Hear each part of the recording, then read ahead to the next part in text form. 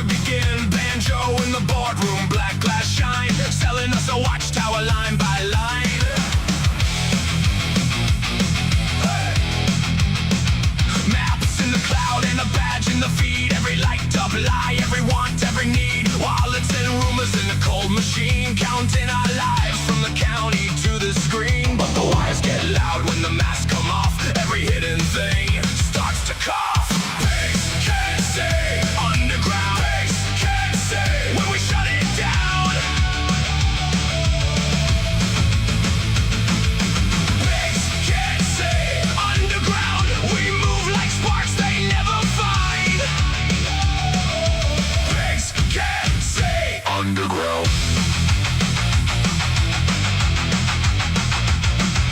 Names on the bridge and paint on the wall. Boots on the tracks when the black vans call. If they want our data, let them choke on dust. We were born in the underpass, built for the rust. Hear that hum, that's their fear. Every small town lie, cracking clear. Pigs can't say underground. Pigs can't say when we shut it down. Pigs can't say underground. We move like sparks they never find. Pigs can't say underground.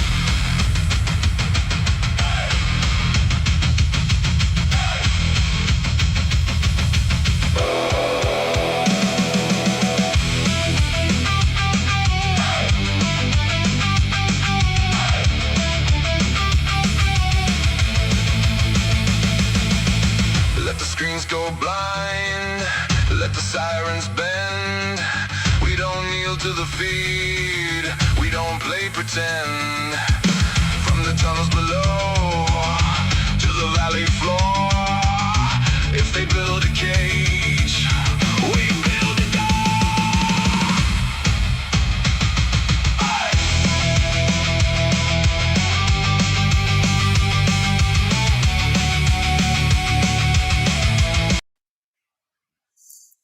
Well, that's enough of that. That wasn't even for the right show. That was the show opener for Undergrounder, which we are not doing today. We haven't done an Undergrounder in quite a time, even though I suspect in the near future we may have to do an Undergrounder. Undergrounder, if you don't know, is our show about Tim Ballard, which I think will make a comeback. Hello. We are doing an episode that I do not yet have an opener for, called Framing Tyler Robinson. Excuse me while I drank water. Today we're going to talk about Charlie Kirk. So, if you don't know, there's a new book out. It's called Regime Change. And in this book, they have discovered, come here, William. Sir William, you want to come? You want to be on the show? You want to be a star? Sir William Shakespeare. Ladies and gentlemen, it's I live and breathe, the bard himself, Sir William Shakespeare. That on July 12th, the morning of, or the day of, July 12th, 2025, one Charles Kirk, short for Kirkus, received a telephone call from one Donald Kiss Trump, emperor and first of his name, king of the Andals and the first men, decided that he would call Charlie Kirk to warn him about the previous night's event, very big event with several right-wing luminaries, including people like Laura Ingraham, and I believe, and I mix Laura Ingraham up with other people, if you can believe it. But I believe that I mute. I Cora Horde. There's a Cora Horde button. I said there Alma wins, and then when the light is off, Cora Horde wins. Cora Horde wins.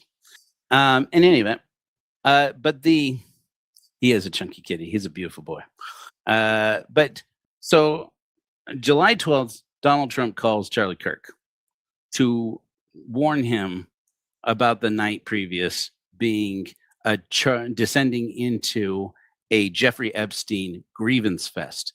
We now know also that on August 4th and or 5th, Bill Ackman, who will become an important person in the story, winds up having a dinner with Charlie Kirk, in which he warns him, together in the company of a handful of other people, that he has committed several offenses against the state of Israel. And Charlie Kirk leaves that meeting, according to people close to him, and namely Candace Owens, who I will remind you is a stopwatch, and so right only twice a day. And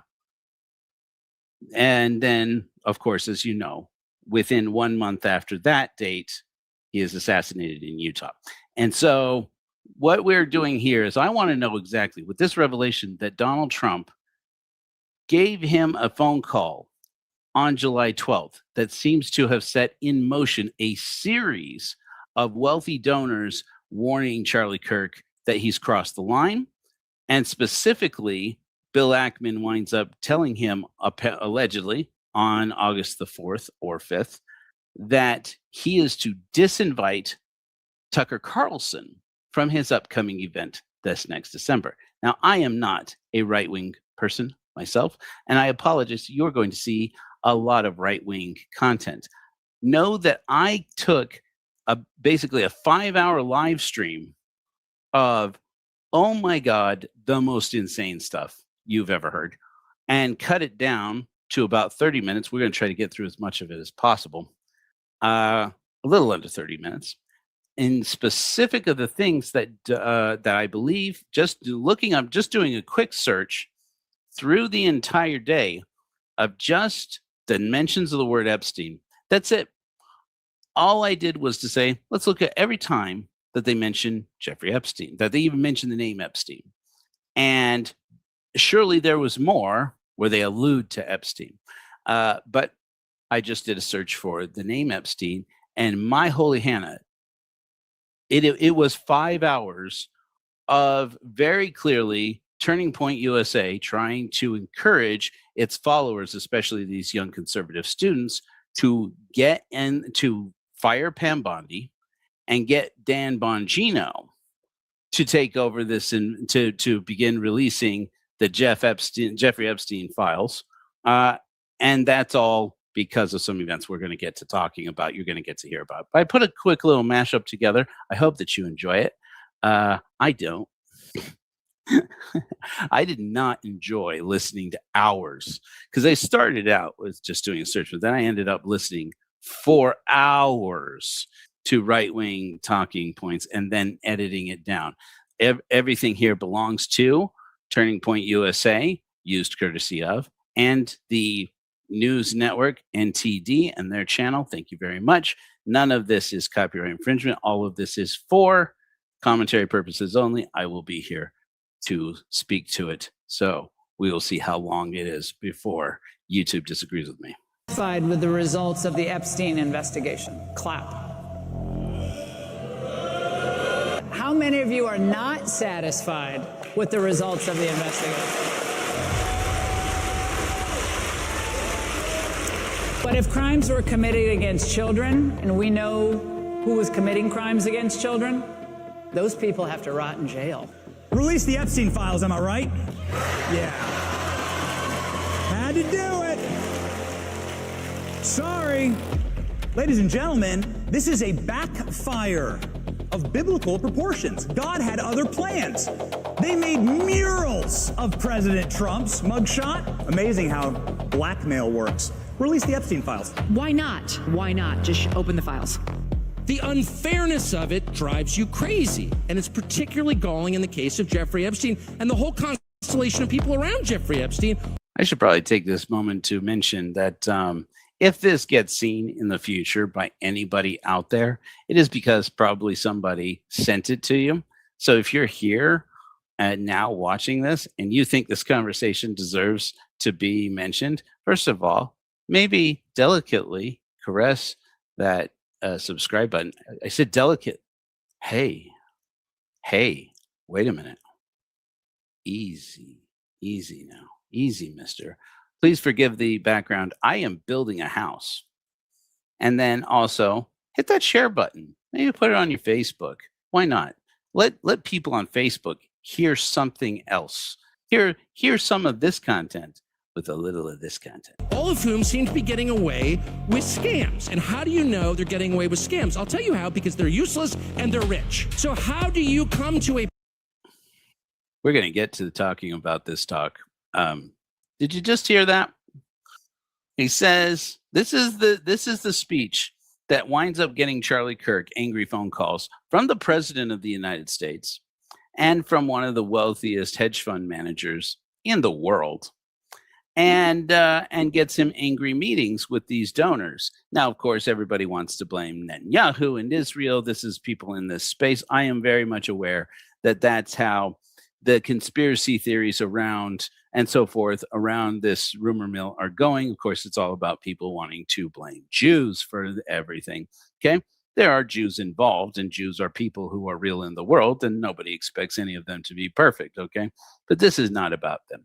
This is about a phone call between two wasps. This is a phone call between Donald Trump and very allegedly Christian.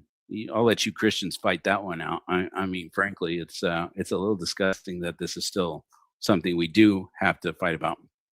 And Charlie Kirk, who at that point has recently, allegedly finished a book about how he takes the Sabbath day seriously now as a Christian, and now it's his widow wants to make it an international bestseller. Maybe it already is, but. In any event, this is the point. This is the content that is getting Charlie Kirk in trouble. So I said, what could possibly be so offensive? Everybody knows who Epstein was, but you got to remember, this is July of 2025. Okay, so and we're going to get to that as we go through the content here. So just bear with me. Place where some of the least impressive, most useless people who have no actual skills become billionaires. So surprised. You don't know enough billionaires, Tucker Carlson. Is that possible, Mr. Slave Money? Is that possible, Mr. Plantation Money? Thank you again, folks, for joining me. Thanks for being here live. Make sure that you share this if you can, because otherwise nobody's going to know anything about it, because, well, that's how the algorithm unworks. I'm building a house. So just be patient. So is it a mystery to anybody that Jeffrey Epstein has surrounded himself with billionaires who have absolutely no skill whatsoever, absolutely nothing unique to contribute to society whatsoever, and yet became billionaires? He finds himself somewhat aghast at that. And of course, he seems to be implying, in my opinion, this is only my commentary, just my opinion, he seems to be implying that Jeffrey Epstein's Israeli connections and or just plain Jewish connections are getting these people rich, who otherwise shouldn't be. That's what I'm hearing here. He will, of course, deny it. No, he won't. He'll never hear about any of this. But what I'm looking at is going, no, he doesn't, whether he's saying this implicitly or whether or not it's true. When you say a billionaire who pals around with Jeffrey Epstein, contributes nothing to society, and yet has become rich, and that these are the people who are ruining society, it's not a surprise that the next day, the host that's going to now feature prominently in this conversation on July 11th gets a call from the president of the United States, who that pretty much exactly describes. Now, it's not a political post. It's not a political conversation. I'm having a conversation about the motives. We have people out here trying to explain the motive of Tyler Robinson to take out Charlie Kirk. And maybe he did, and maybe it's true. But what is the motive? He has a partner who is a furry. And some people don't know the difference between a person who is a furry and a person who is trans, and assume that all people who are trans are violent because they only have one news source in life. But it turns out that's most of the assumptions around Tyler Robinson that we've been presented both in trial or pre-trial and also in the media have been proven wrong. And as soon as you actually put the people who have collected the forensic evidence, the people who are the actual witnesses into the room, put them under the hot seat, nothing about the Tyler Robinson motive makes sense. There's nothing that he stands to gain by driving 3 to 4 hours north of Washington up to Washington City, up to Utah County, and taking out Charlie Kirk. Either he loses his mind and just doesn't know what else to do, and has just suddenly developed a violent impulse and just is going to do it to somebody, and this is just the first opportunity. Okay, maybe. Could be. It could be. I'm not ruling it out. I'm just saying there are people who had motives. And as we look at the schedule and the calendar, what we see is that in July, after the 4th of July weekend, there was a release of documents about the Epstein files that Donald Trump ran on, if you remember, the year previously, that he was going to release all of the files. And then when they actually did the first document dump, do you remember that? It was just after July 4th weekend. It was in July 4th, the Independence Day weekend, and the dump was, let's say, exactly that, a dump. It was redacted all over the place. Come to find out, there are millions of pages of documents that have not just been redacted, they have been all out, hidden away. They've been stuffed away. So that's all in the future here where we are. But at that time, there were a lot of people looking particularly to two individuals, Dan Bongino and Kash Patel, who had both campaigned with Trump, that they were going to be the ones to reform the FBI, which they claim under the stewardship of the Attorney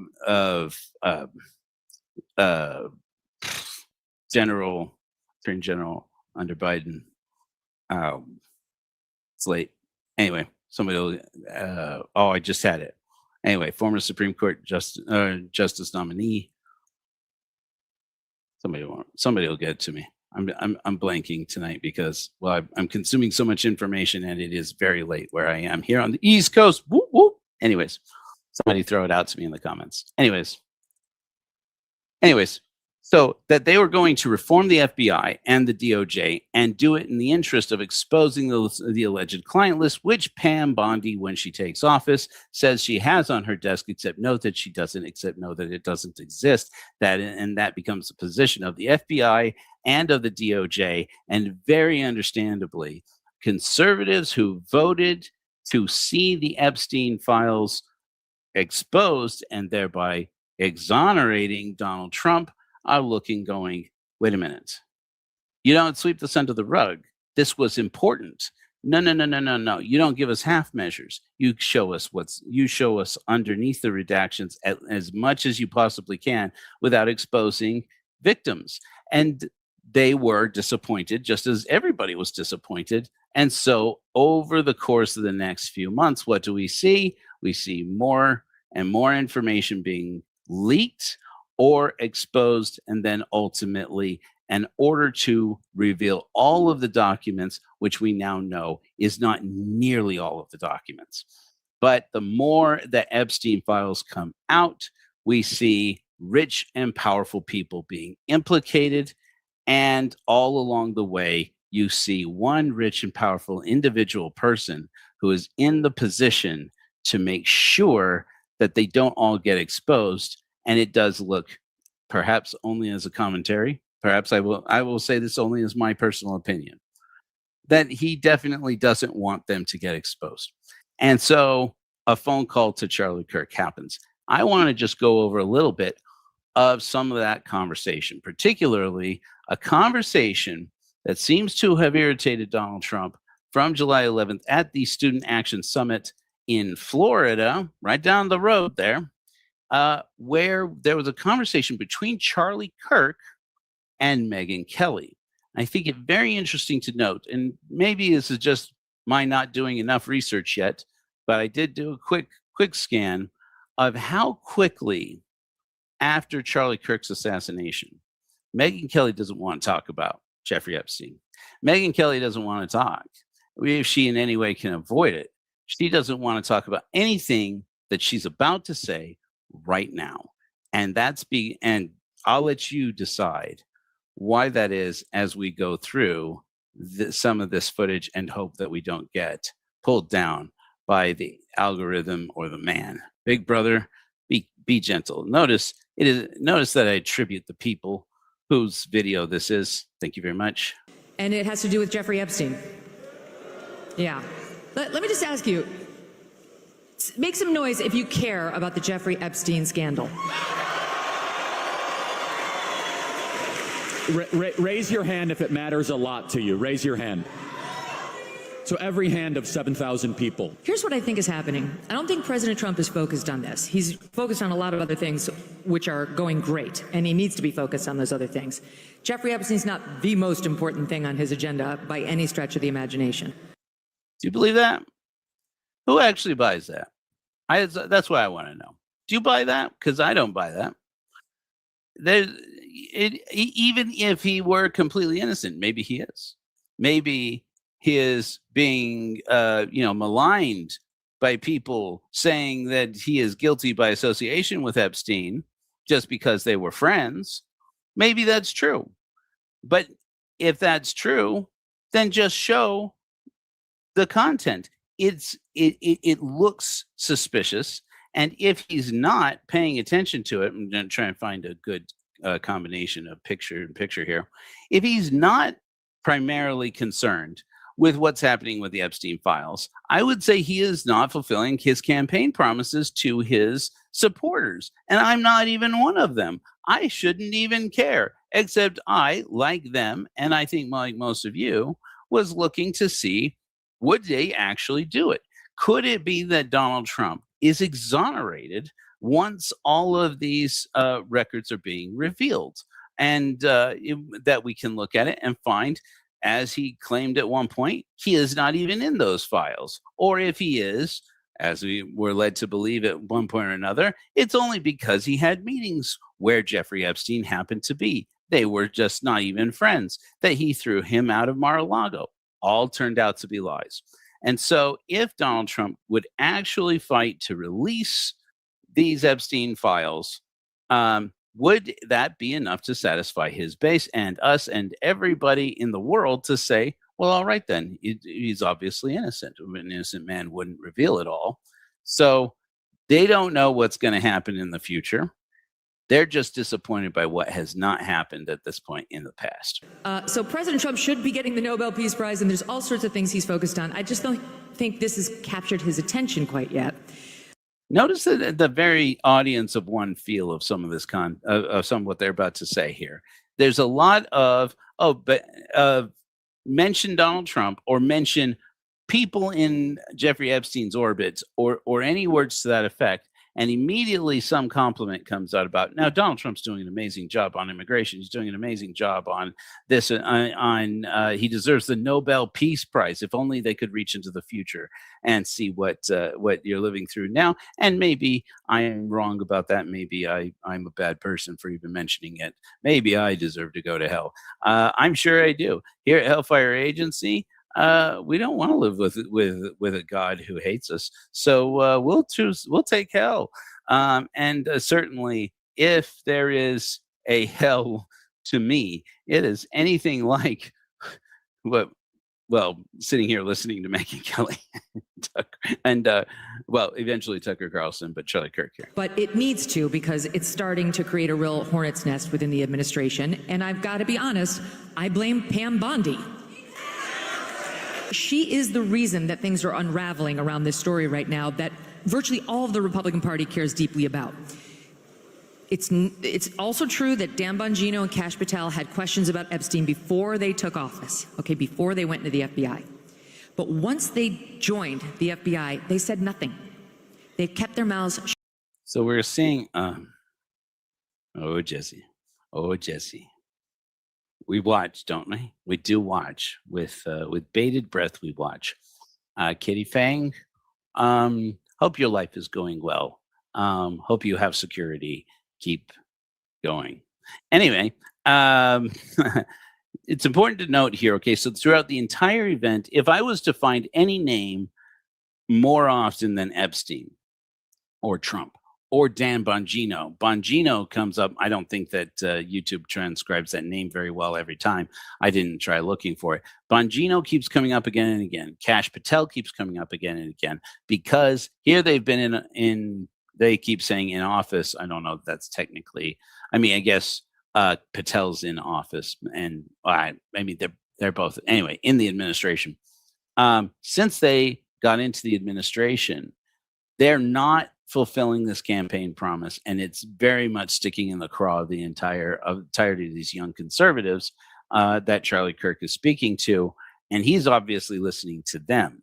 He's interested in their position. Of course, they want to defend the administration, but he also represents these young conservatives who are all, frankly, pissed off. Shut. Who have you seen? Pam Bundy. She has never missed an opportunity. Oh, I just wanted to mention this. Okay, so this is why I went on that tangent. So if there's one name mentioned more often than Epstein in here, it's Pam Bondi. Pam Bondi this, Pam Bondi that. In fact, we're going to listen to these two. I'm sorry for this. Launch into like a misogynistic diatribe about Pam Bondi as a woman. I think that's inappropriate no matter who it is. And I don't like Pam Bondi. I don't like any of these people. And but they're definitely avid about that Trump has to fire Pam Bondi or invite her to resign. She eventually leaves the administration in April of the year following, namely this year.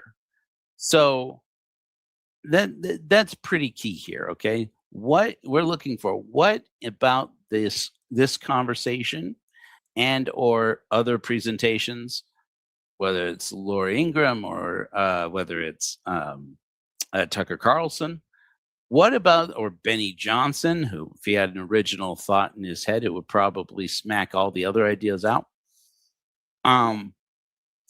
What about this conversation triggered Donald Trump to decide that he was going to call Charlie Kirk and tell him off for this conversation? Opportunity to go on television and dangle sweet nothings that might be coming your way. It's coming tomorrow. You're going to see something on Epstein.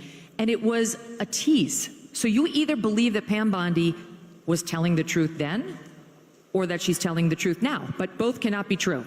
She was either lying when she went on Fox News all those times saying, I've got it, we're looking at it, wait until you see it, it's horrible. Or she's lying in her 2-page memo that they released on a Sunday night at the tail end of a holiday weekend to Axios, and without signing the memo, dropped it in the dead of night and said, that's it, take the crumbs and be happy. Who put a scandal to rest. I have dollars to donuts. It's gonna come out that there was internal consternation over that memo, and whose name did and did not go on it, and who it was and was not behind it. Okay. Do you see how a comment like that, Megyn Kelly, when you see this, you won't. Do you see how a comment like that might cause the president of the United States to go, are you talking about me? Is that about me? This man thinks everything's about him.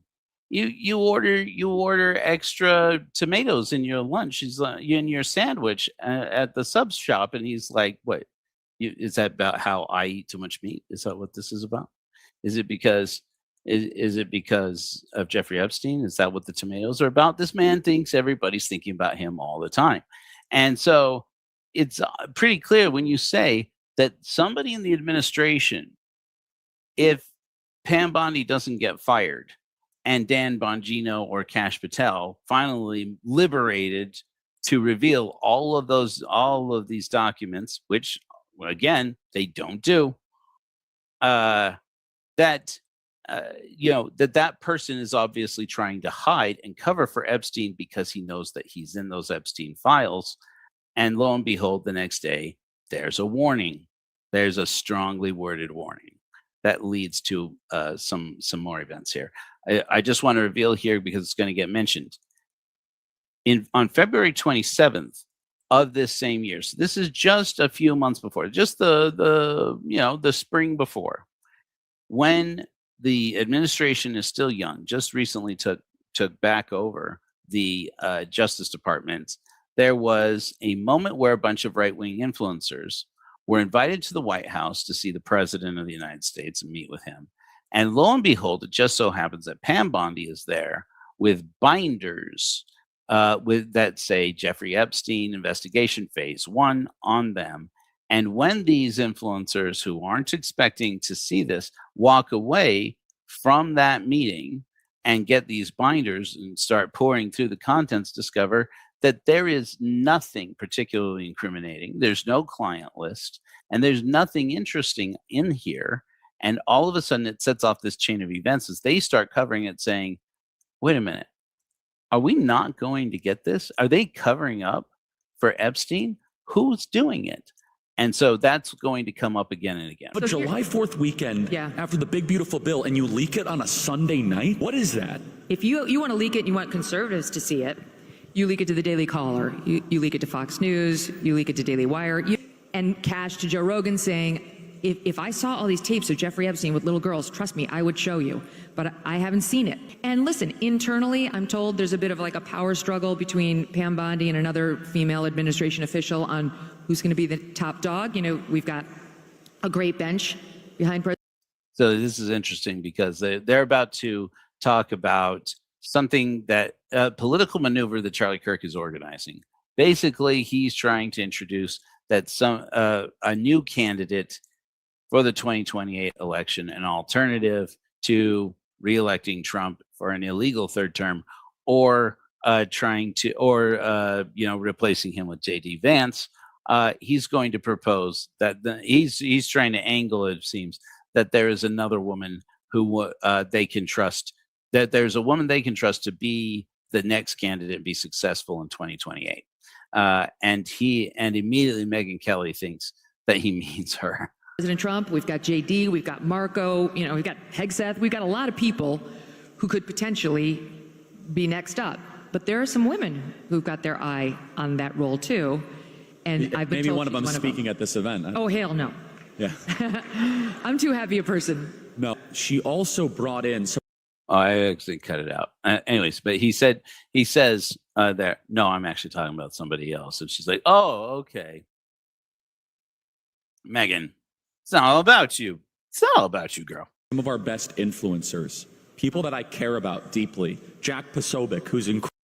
I find this very interesting because I did go, there's again, this of the names that you hear over and over again. And they do this. They load up their speeches with hammering names into people's heads. You want to listen to blah, blah, blah, blah, blah, blah, blah, blah, blah, blah, blah, blah, and mention these names over and over again to get them into the white space in people's brains, get them talking and reciting these names by rote as much as possible.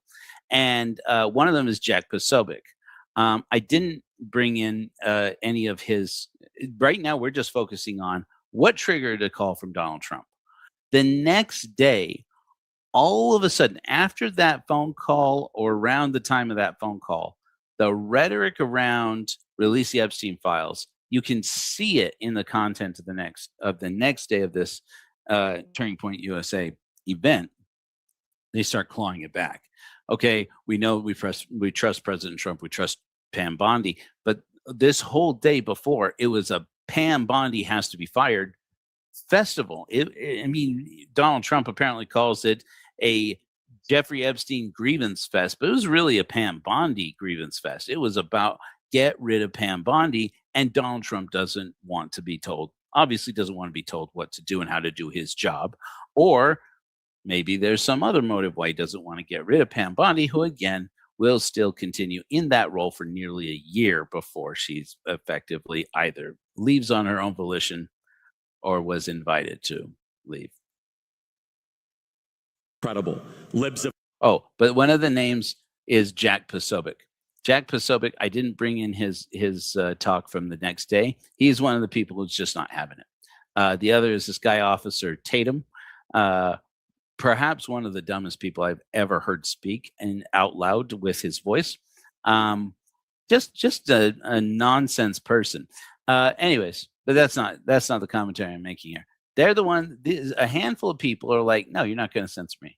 You're not going to tell me what I'm going to say or not say on that stage. Even though Charlie Kirk is leaving this event with legitimate concern that he is a marked man. Something is going to happen here. People are paying attention to him. And it makes sense then to me that we do hear from people like Candace Owens saying, oh, again, maybe at one of the 2 times a day that her stopwatch is right, says that Charlie Kirk was scared, that he was particularly terrified of some of his donors, his former donors.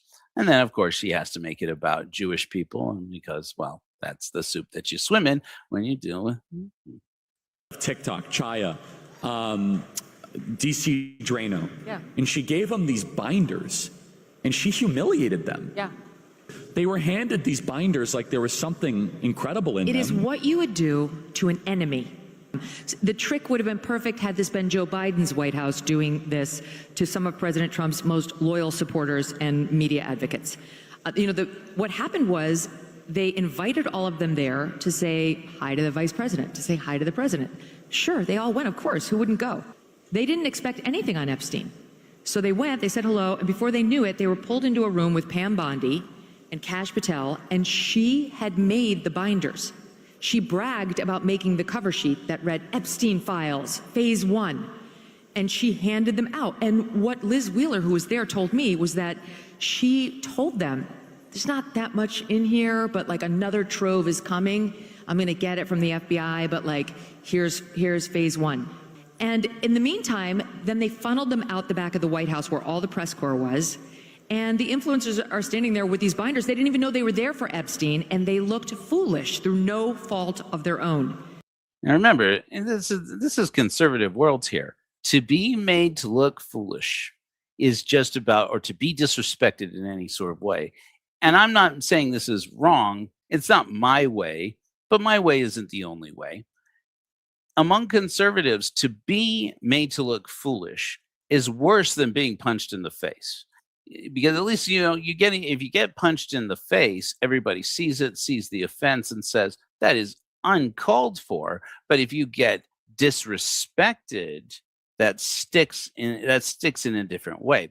In any event, I was saying about Jack Posobiec. Jack Posobiec starts out unlike anybody else.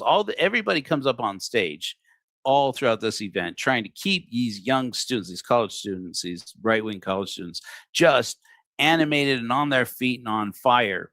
And particularly, they want them to be on fire for Jesus Christ. There's all kinds of breaks with speakers that just get up, and they're pastors really, that get up there just to scream about how you need to give your life to Christ. And that's just intermittent throughout the entire event. The religious and the political side of a Turning Point USA event is the same side. There's no distinction. There is no separation of church and state. And Jack Posobiec is a preaching man. And he gets up there this next day. I almost regret that I didn't cut it. Maybe we'll cover that next time. But he gets up there and gets into an absolute screaming match. Not a screaming match, but a screaming fit. He gets up there with a cross in his hand, with a crucifix. Well, not a crucifix, I guess. I don't think he's Catholic. So, but like a cross, and start screaming into the microphone about the reason we're all here. If you don't give your life to God, and these young Christians are just on fire, jumping around in their seats. What it seems to be, anyways, from the camera angle that we see, and then immediately descends into now Jeffrey Epstein. And basically, in a very, very direct way, it seems to me, insinuates as directly as one can insinuate, that if Donald Trump does not fire Pam Bondi and reveal all of the Epstein files, and with immediate haste, that he will regret having supported the Republicans, regret having supported the movement, gotten involved in the movement, and that he will be suspicious of Donald Trump personally. So that's where this whole event is headed, regardless of what Charlie Kirk seems to want it to be doing, which is very clearly, since this is immediately following this memo published by the DOJ, he's trying to respond to the lack of transparency on the Epstein files. The only fault was they trusted her. And these are some of our best people that that we should have their back. Liz Wheeler's amazing, Jack Posobiec. Yes. And they got... She dinged their credibility for no reason. 100%. Then she got caught by James O'Keefe on hidden camera saying she had tens of thousands of videos of Epstein. Again, the very next day, the day that Donald Trump calls Charlie Kirk to tell him, you let that event. I mean, how does he? Do you think Donald Trump is sitting at home watching, watching a broadcast of this? I don't think so. Somebody who has an agenda with this called him and said, "Did you know what they said? Do you know what happened at this event?" And somebody's watching this very carefully. And there was a complaint made, and Donald Trump calls Charlie Kirk to warn him and say, "You let this get out of control." And now it's about Jeffrey Epstein, and it's making me look bad. So that's what we're getting, at least it seems, from the book Regime Change.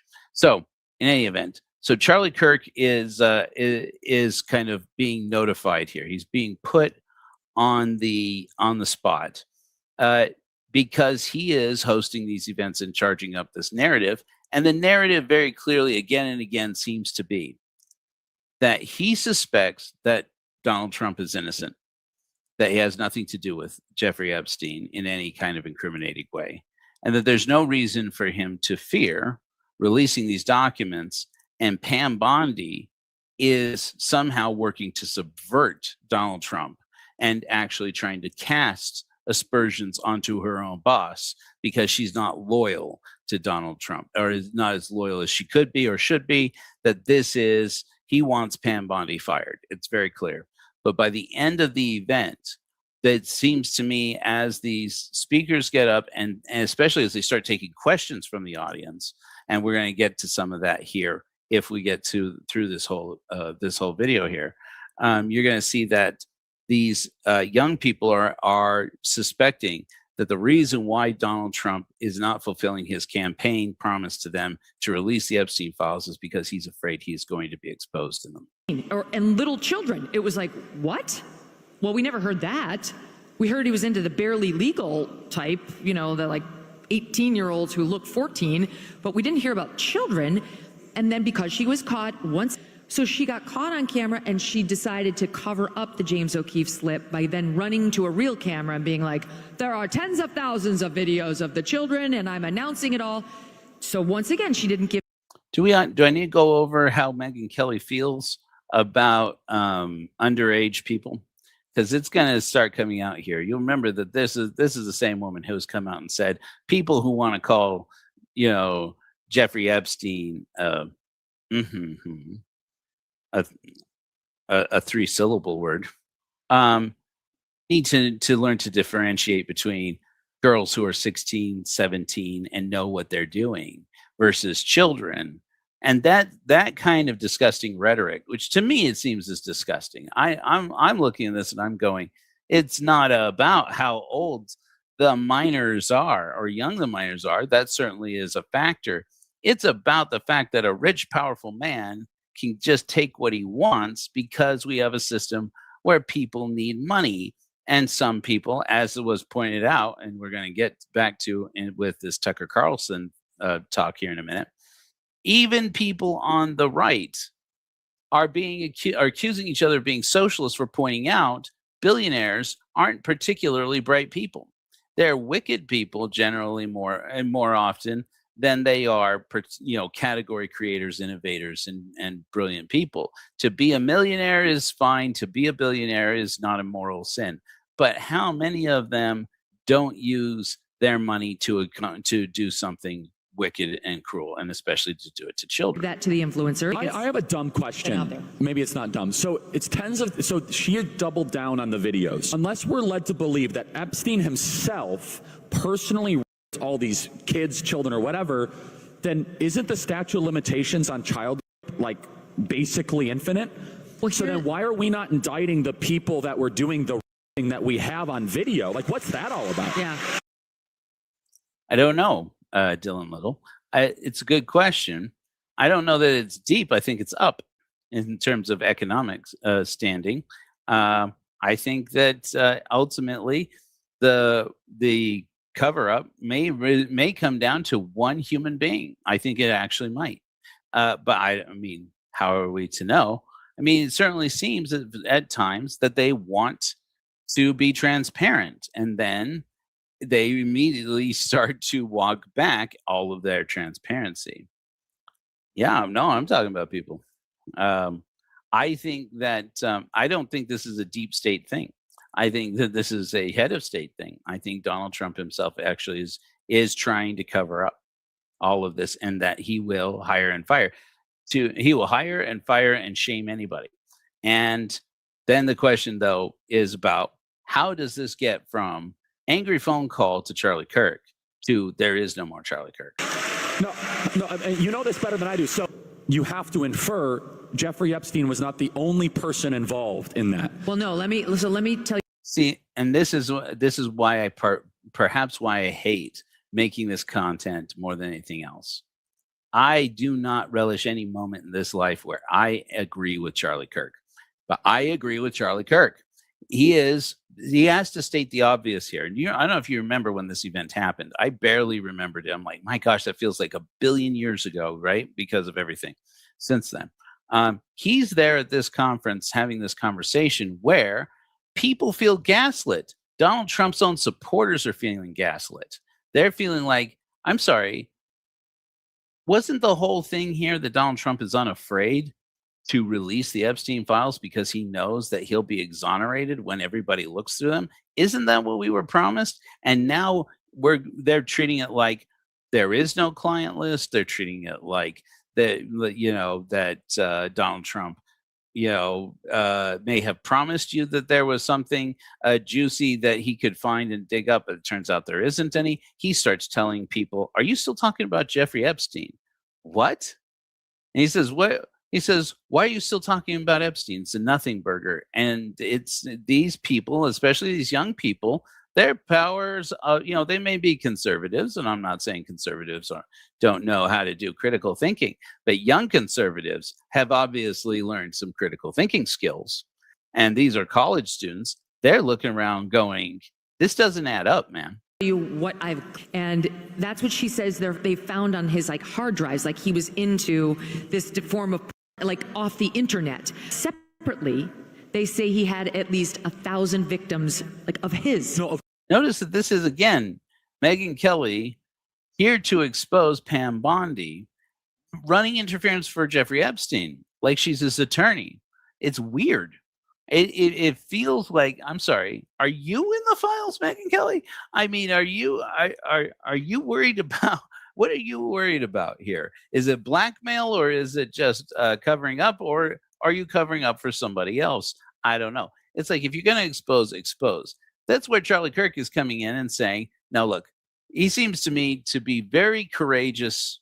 And I don't say many nice things about Charlie Kirk because I did not like him as a person. I do not think he deserved what happened to him. I think that I feel that Charlie Kirk deserves justice because nothing should happen to anybody like what happened to Charlie Kirk just for what he said and for who he pisses off. But who did he actually piss off? And here is the moment where I think he actually pretty courageously took a stand and said, no, you're not going to come into this and say, oh, it's about what they found on Jeffrey Epstein's computer because he happens to be one of the, how many people in the world who go on the dark web and buy CSAM. He's like, or download it somehow. He's like, you're not going to make this out to be like he doesn't have billionaire friends who pay for experiences of the most wicked kind, and that we know this for a fact, and that there is a plot to cover it up, and there has been since way back in 2007. So we're going to get into that. Okay, so but 1,000 victims, unless we are to believe he personally was after every one of those victims, there has to be some other bad guys still alive that are powerful that did something to these children. Why are we not impaneling a special prosecutor to find every single one of these powerful people that went after these kids? What? Why are we putting up with this? Yeah, I don't know. And I think you'll find out. Okay, just a second ago, Megyn, you were sitting here talking about, that little kids, she's out there talking that Pam Bondi's going out there teasing us that there are videos of little kids. When Jeffrey Epstein wasn't that bad of a guy, he was just a guy who liked the barely legal type. He just liked 18-year-old girls who look like they're 13 and just likes to get a massage with a happy ending, as if that is innocent behavior for a rich and powerful man to do because, well, and it feels very much like saying a 15-year-old knows what she's doing when she's in this situation, and it's gross. And so and Charlie Kirk, I think, in a very delicate way, is calling her out. I think he's being political about it, but he wants to state his position, and I think he's stating a position so obvious that it really supersedes political boundaries. Pretty much, I think he speaks for everybody, frankly. And he's taking a rare moment where Charlie Kirk actually tries to take a stand for what's actually right. Maybe he's made so much money. At this point, he's made tens of millions of dollars off of these conservatives. Maybe he starts to feel like, you know what? I have enough money. I have enough influence, enough power that one time in my life, now that I'm a father, now that I'm a husband, now that I am an important person in the world, a person that the president of the United States needs to help him get elected or reelected. Now he's standing up and saying, why aren't I being treated like the kingmaker that I am? Understanding this correctly? Yeah, no, we all have busy lives, and President Trump has a busy life, and I don't think he realizes how much he's humiliated the administration. You know the media, you've been around the space of like hyper-ambitious women. Analyze her for us. Well, I think she wants to make a name for herself. What she really wants to be is a star. One trait, and I think it's why Trump chose her, she's loyal to the president. And I get it, he does need somebody loyal, especially in that position. But did you hear that? Megan, do you hear yourself when you talk? He wanted one thing out of the attorney general, someone who was loyal. And that's appropriate. In what universe is it a priority for the president of the United States to put somebody into the highest law enforcement position in the country on the basis of whether or not that person is loyal to him? That is exactly the thing that you do to make sure that a document that has your name on it stays out of the press, and that a campaign promise that you promise to millions of people can go unfulfilled and they just forget about it. That's what you need somebody who's loyal in the DOJ for. And she's making a case that Charlie Kirk is trying to correct here and say, that's exactly what I'm saying is the problem. he has a wealth of other options. Well, I mean, I think Judge Jeanine is amazing. Do we like Judge Jeanine? Everything else likes Judge Jeanine. Did not age well. Did not age well, that comment. Charlie, you're not around to hear me say this, but you're not around to see what happened with Jeanine Pirro. Judge Jeanine would be brilliant. Harmeet Dillon would be brilliant. So you're calling for Pam Bondi to resign or to go, but can you please tell people the breaking news? According to reports that you have verified, Kash Patel and Dan Bongino will resign if what does not happen? If she doesn't go.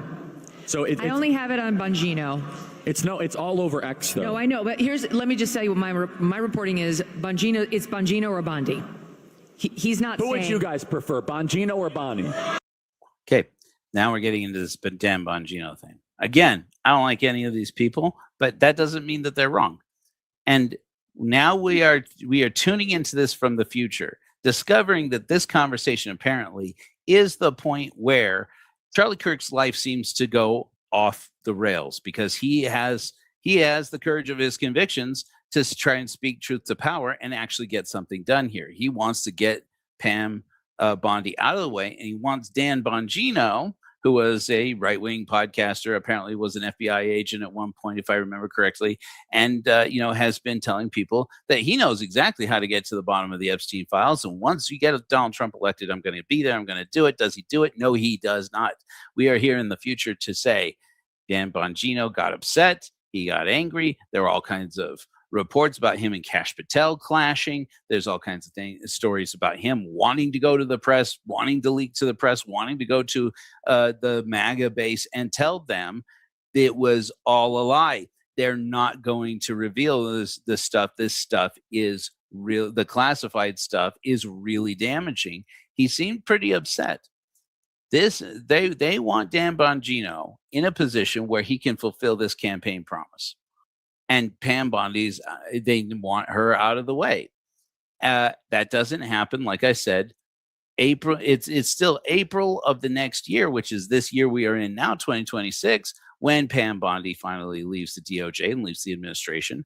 They're calling for Dan Bongino to reveal what he has learned already about the Epstein files, if anything, even if it is that they won't give him the Epstein files. And this is July of 2025. Dan Bongino ends up leaving the administration in January of 2026. And just so that we're clear on the rest of the things that get said about Dan Bongino after that, his silence when he was in the administration, where he doesn't make public comments, he toes the company line. He says, you're not going to like this, but Jeffrey Epstein himself, and I know it because and they don't, he's like, I'm going to have to tell you things you don't want to hear, and then the rest of it you have to understand this is all classified and it's all top secret, I can't tell you anything. And since then he has not called out anyone in this administration. He left the administration and it has been mum. As someone tell me I'm wrong, maybe I just don't follow his work very closely, but they were counting on this guy to expose everything. And so far, nada. You know why? Because Dan understands MAGA. Dan's part of the MAGA movement. Dan's been an important piece of it and a mouthpiece for like really important ideas and an advocate and a fierce. Dylan, the answer, this is a good question. The answer, I believe, and the more I read about Donald Trump's administrations, I think I've read maybe 4 books so far, including I'm listening right now to the audiobook of Regime Change, Maggie Haberman and what's his name? Jonathan. Yeah, anyways, their new book, it's pretty wild. But the answer to your question, what do you think Kash Patel will be fired? The answer is not one day before Donald Trump thinks that he will betray him or make him look weak. And at that point, I think it's a legit concern for Kash Patel and anybody else to be concerned that to be fired would be the best case scenario to happen to you. Warrior. He's been in the trenches. I mean, with all due respect to Pam Bondi, she's been in Florida. She represented the president. It's nice. But do you think she really gets MAGA? I don't think so. We're about to lose Dan for sure, and maybe Kash too, if she doesn't go. This could actually cost Trump in the midterms. We need to make a smart choice right now. We can't lose any of the MAGA base. And yet Kash Patel is now a year later. This is now August of the next year. This has been 1 year since this conversation happened, and since Charlie Kirk got in trouble with it with the most powerful man in the world, arguably, and over this conversation and this event, and particularly the Tucker Carlson speech, which I'm about to cover here in a moment with you, if we don't get taken down, if the live doesn't get forced off the air. But anyways, where was I going with that? It's been 1 year, and none of what they're asking for has been fulfilled. Today, as we came here, there's a piece in Axios that reflects very poorly on Dan, alleging Dan only free. Oh, that's where I was going with that. Kash Patel, someone tell me, at what point has Kash Patel fulfilled on Donald Trump's promise that the FBI is going to investigate the Epstein files and drop a bombshell of what of information, that will exonerate Trump himself?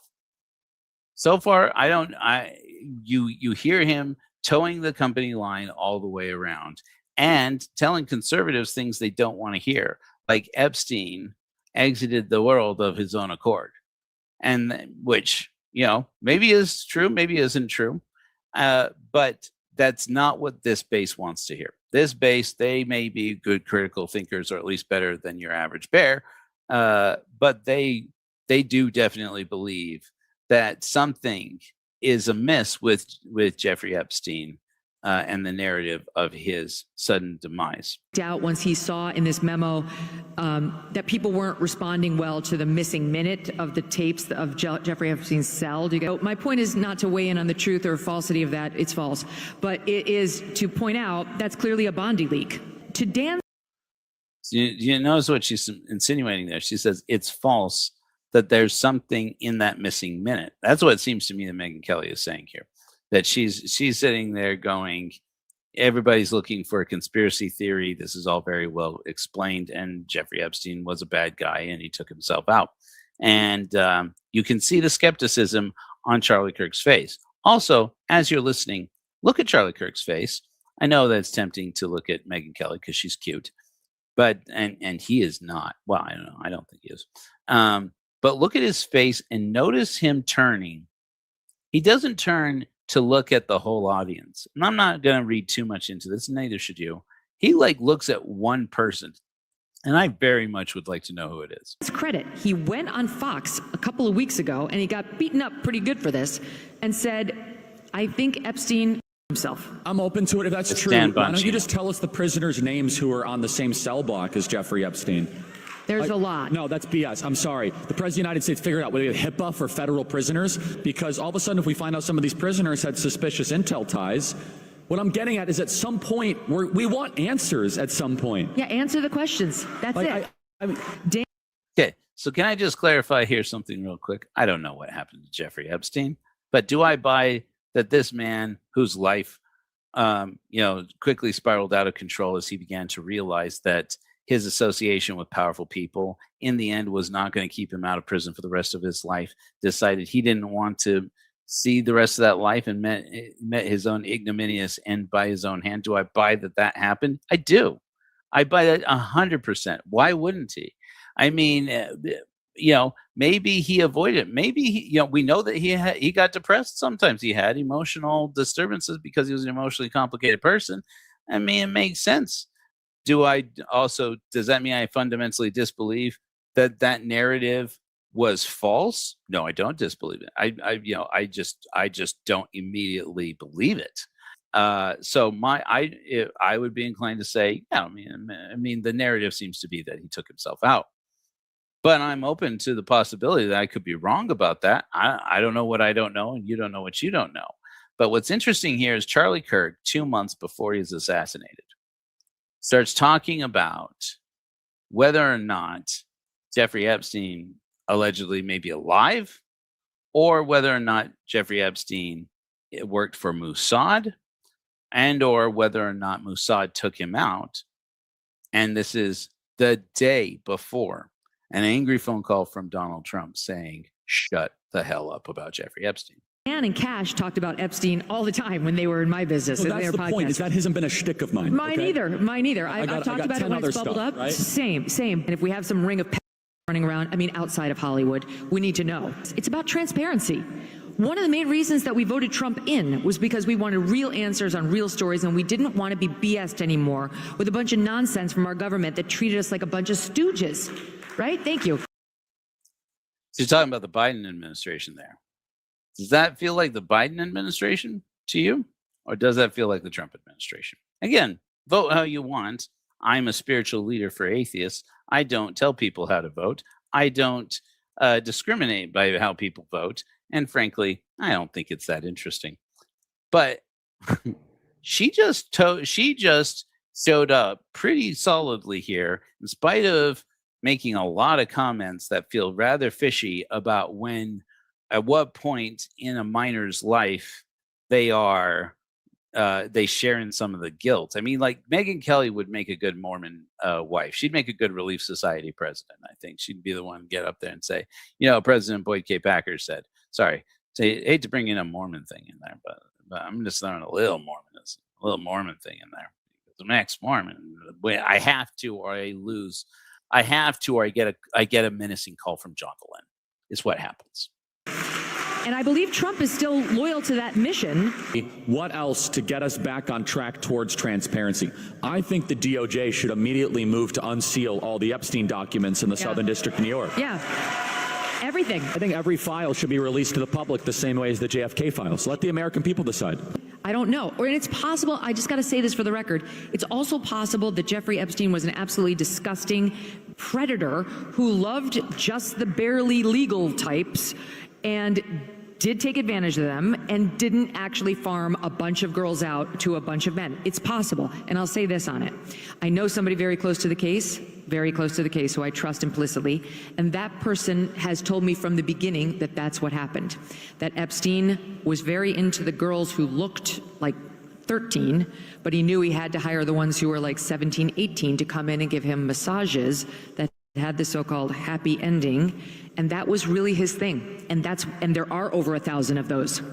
I get that, but I think what people Did you hear it?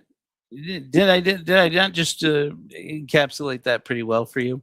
It feels like she toes the line for MAGA base, the MAGA base back in the day when MAGA wanted, when Trump supporters wanted Epstein exposed and all of his associates exposed. That's true, I did. Which has nothing to do with Cora Horror. It has to do with Zizram, I believe. Anyways, but she like toes the line and then turns and tells MAGA how they feel and does a pretty good job describing how these people feel about Jeffrey Epstein and his cohorts, I think. But then slips in this narrative that says, let's be rational about it. For Pam Bondi to say that there are thousands of videos of little kids, of smaller children, than teenagers. It feels a lot like don't say say Heba, because there's a difference. And what are you saying right now? It's not a surprise, I think, to anybody, even if she's making a good point.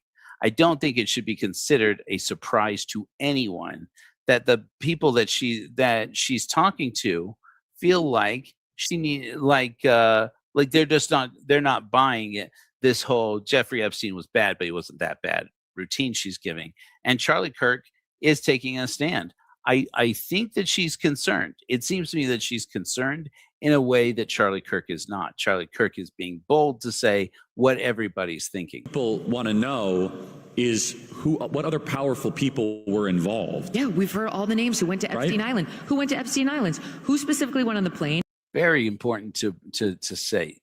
In July of 2025, we had not heard all the names. That we had not heard nearly all the names of people who had been to Epstein Island.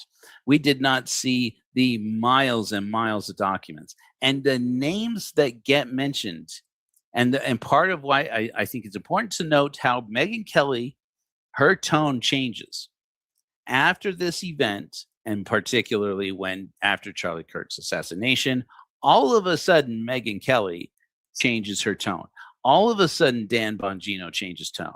All of a sudden, Kash Patel, I don't know that Kash Patel has kept any of his previous rhetoric from before being sworn in on anything. All these conservative firebrands start changing their tune as soon as Charlie Kirk is gone from this world. All of a sudden, it does feel like people go, wait a minute, what exactly is going on here? That's what Alan Dershowitz is saying, and he's so right about this. He was dragged through the mud by that Virginia Giuffre. And he did not Virginia Giuffre. It was a lie, okay? Who Jeffrey knew because Alan represented him when he got arrested for transportation of a minor in prostitution. And Alan, he did represent Epstein. That's not great. He represented OJ. Isn't that worse? Like, that's what criminal defense attorneys.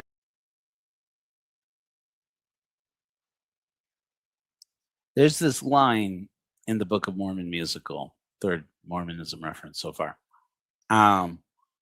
where one of my son Elijah and I, one of our favorite songs we listen to probably almost every day now that we're out here in Appalachia, living our best life and building a house, called Spooky Mormon Hell Dream.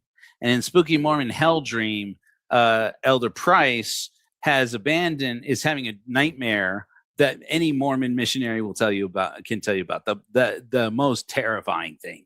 One of the most terrifying things you'll have for years. I had them for years after I was no longer Mormon. I would have Spooky Mormon Hell Dreams. But he sees in his dream, he goes to hell and he sees Genghis Khan and Adolf Hitler and Johnny Cochran. And this is right after he has left his companion, which is like a huge no-no. I mean, they treat it like a joke in the play. And it is funny when in retrospect. But when you were a missionary, when I was a missionary, that was no joke. It's like, you don't talk about people leaving their companions. That's so wrong. That's such a sin. And so he's left his companion and he's having this existential crisis, and he falls asleep and has this Spooky Mormon Hell Dream. And one of the lines in the song, Johnny Cochran, all these sinners are listing off these horrible things that they've done, that they did in life. And it gets to Johnny Cochran and he says, I got OJ free.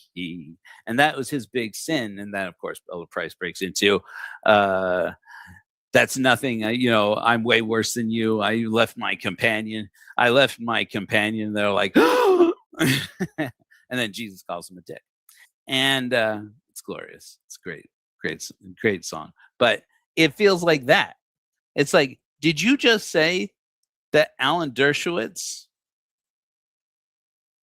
defended that his career should be more controversial for having defended O.J. Simpson and gotten an acquittal and helped Johnny Cochran get an acquittal? First of all, Johnny Cochran deserves all the credit for that. Well, I don't know. Maybe what's his bucket Shapiro deserves some. But Alan Dershowitz, I don't know. That O.J. Simpson is worse than Jeffrey Epstein? Who are you fighting for, Megan? It feels weird. It feels gross. Please do. I don't judge it. So in any event, that's how he knew Jeffrey. They weren't buddies. He wasn't like Bill Clinton palling around with him everywhere. So she got accused. She accused him unfairly. But he is saying now he thinks the entire files should be opened, even if other men like Alan get swept up into like a web of like, you did it, and then. What's interesting to me, though, as this is going through, and as I was watching this, is how frequently names are being mentioned here about, we got to get so-and-so to work on the Epstein files. And they mention a name that we now know is in the Epstein files. Alan Dershowitz is all over the Epstein files.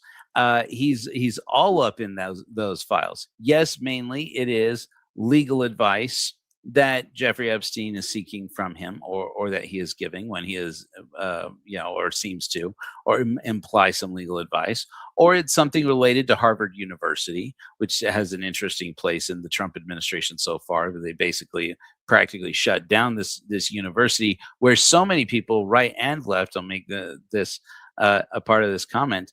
I don't know that that's an exact figure. 99% of the people in the files are Republicans. There are a lot of Democrats in the Epstein files, and surprisingly highly placed ones. This man played both sides against the middle, and he had one of the most prominent atheists in the atheist space, Lawrence Krauss, on his side, because Lawrence Krauss needed money. And Lawrence Krauss, apparently, we now know, and though I resisted it for a long time, because I'm like, no, I love Lawrence Krauss.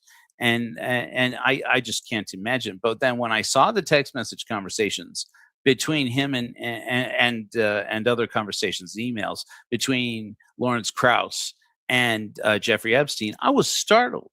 Up until that point, I was like, okay, so, the ASU Origins Project, which I was a big fan of, am a big fan of, that Lawrence Krauss headed up, it needed money. And most, rich people putting their money into science is a pretty rare thing. But Jeffrey Epstein liked to hobnob with intelligent people, thinking that it rubbed off on him somehow, or at least that's what it seems to me. And it's like, you don't look.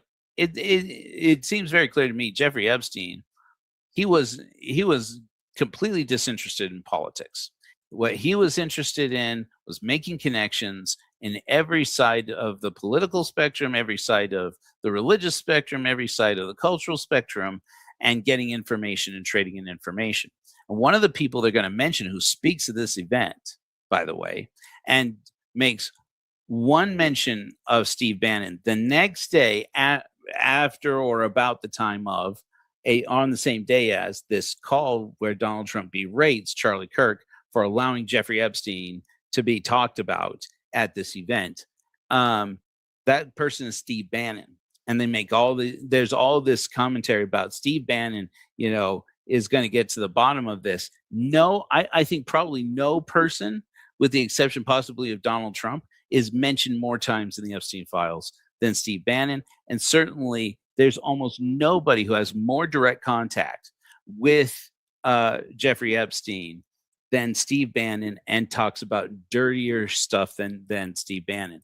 And yet he is speaking at this event. So Charlie Kirk is surrounded by sharks in this moment. Let them rehabilitate themselves the way he did.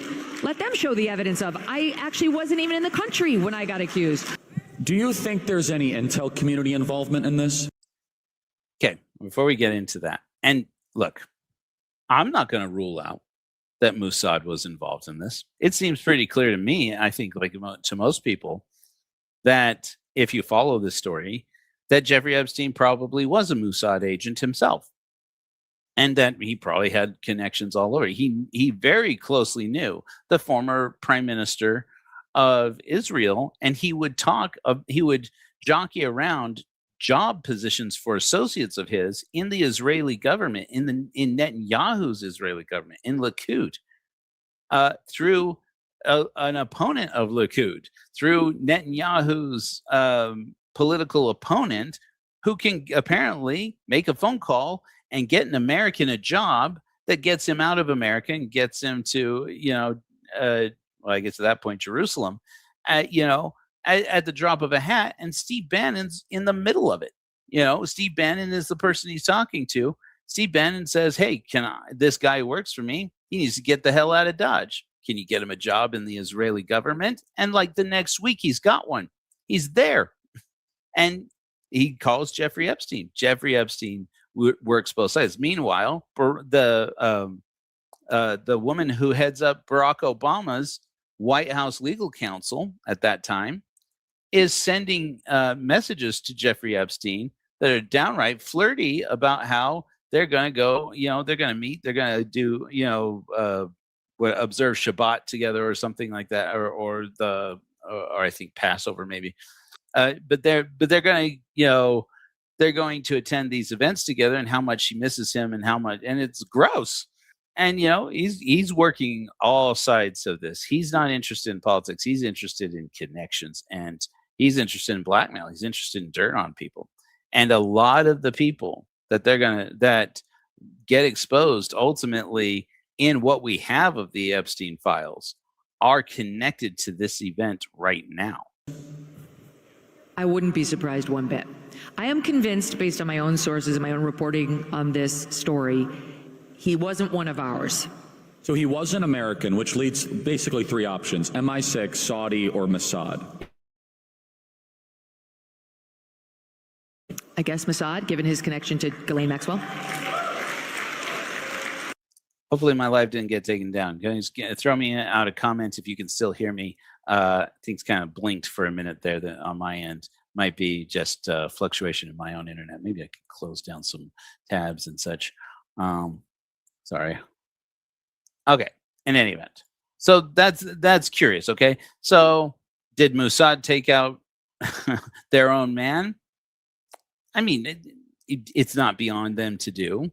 But what's interesting again is that while they do this, and it makes total sense to me, even if Donald Trump is completely innocent in anything regarding Charlie Kirk's end, that he would be pissed that they're talking about the Israeli government taking out one of their own agents during the Trump administration. As remember that Jeffrey Epstein met his ignominious end during the first Trump administration. And so, people, at the time would say, the Clintons, blah, blah, blah, blah, blah. Clintons, nothing. It was the Trump administration.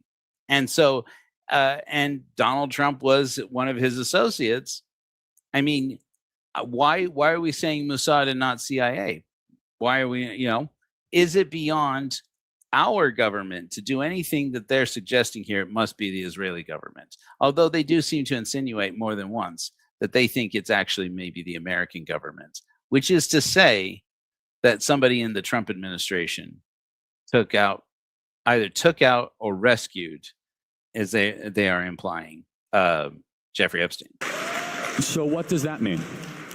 Well, it's possible that that's the reason everything's getting buried, that there is some treasure trove and it's getting buried because... How many people here believe that? Raise your hand. Okay, I'd say about half the hands think that it's being buried because of an Israeli thing. Does Megyn Kelly believe this? I'll take her at her word. She does. Or is she just really good at reciting to Charlie Kirk's base exactly what they want to hear? She seems to me to be straddling that line through this whole conversation. And again, this is only about, I think, maybe 10 minutes of what was solidly, I think, maybe a half hour of conversation. I cut a lot out. It could be. I really don't know. I have no evidence to suggest that. No, me neither. I did the one time Pam Bondi was asked a question about this at the cabinet meeting on Monday. She was like, and as for whether he was an agent, that I don't know. I haven't looked into that. I'll get back to you. You haven't looked into it? What do you mean? So that was kind of a fishy answer. That really got him. Like I said, it's tempting sometimes. I think Megyn Kelly is cute. I'll get some of my friends to call me or text me and say, I can't believe you said that on air. I think she's cute. It's tempting to look at her. Look at Charlie. Watch Charlie's reactions. Megyn, remember Alexander Acosta in 2007, he said, oh boy, howdy. Oh boy, howdy. Did he say that? I mean, I'll be the first to admit, I do not like Charlie Kirk. I do not like Turning Point USA. I don't like any of this perspective. So I had not heard any of this other than like little clips they show maybe on MSNBC back then, which I don't even like MSNBC. But I remember this event where I'm like, haha, that's funny that even the MAGA base, they want the Epstein files released, and it's not going to happen, and they're pissed about it. Even they see through it, whatever. And that's what I knew. I had no idea until like this week when I was listening to 5 hours of this shit, that Charlie Kirk stood up and said this quite so boldly. And he brings in Alex Acosta. If you don't remember this, well, he's going to go over it. And I'm like, dude, and you wondered that Donald Trump gave you a screaming phone call the next day? He was told to treat Epstein carefully because he was an intel asset. That was one of Trump's cabinet secretaries who was literally a U.S. attorney 3 hours from here in Florida. He said that himself. Well, and let me clarify here, because in case you didn't follow that story very clearly. He didn't do it well. This guy, Alex Acosta, didn't do anything for Jeffrey Epstein that I know of while he was in the Trump administration. He was the guy who was supposed to catch Epstein in 2007, and they're going to go over some of the failures on that part that seem to be the result of some kind of corruption. And I think that's pretty clear to everyone. Again, that is an opinion that I think many share, including many of you.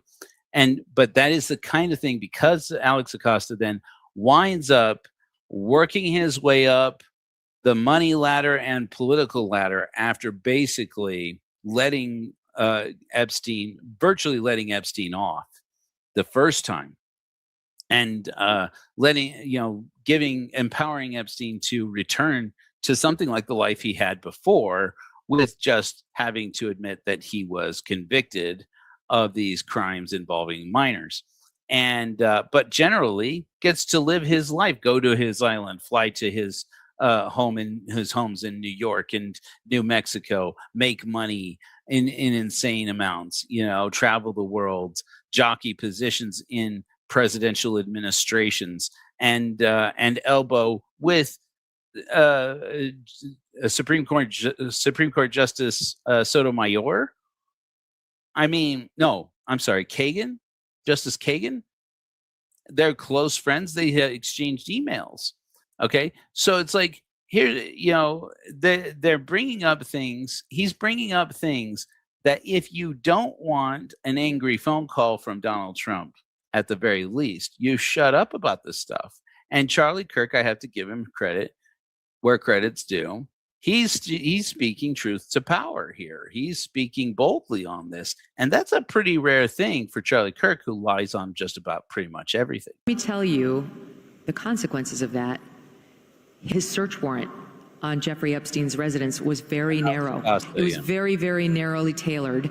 And to this day, that's what the FBI is stuck with. Like, we did not find the magic documents or photos or evidence of anything. And why not? I don't know we'll ever know why not. I'm not sure we'll ever know, but I'd say we know already. But maybe I'm wrong. But what's interesting here is that, again, this is rewinding back 1 year ago. This is July of last year.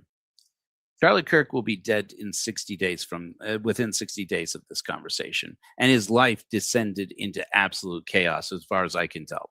I don't know how much I know. Bill, this conversation that we're going to get to talking about, where in August, days before he ends up at UVU, and what happens to him, maybe has something to do with Tim Ballard, maybe doesn't. Maybe it doesn't. I said maybe it doesn't. I don't know. Do you? Do you know? Tim Ballard was in the area, according to Phil Lyman. I'm just saying Phil Lyman said that he was there to meet with Tim Ballard. Weird. I mean, I understand Tim Ballard at that point lived in Saratoga Springs or whatever, but, you know, Saratoga Springs or Eagle Mountain, I think. Anyways, Saratoga Springs or Eagle Mountain is Saratoga Springs or Eagle Mountain, not freaking Provo, not Orem. Anyway,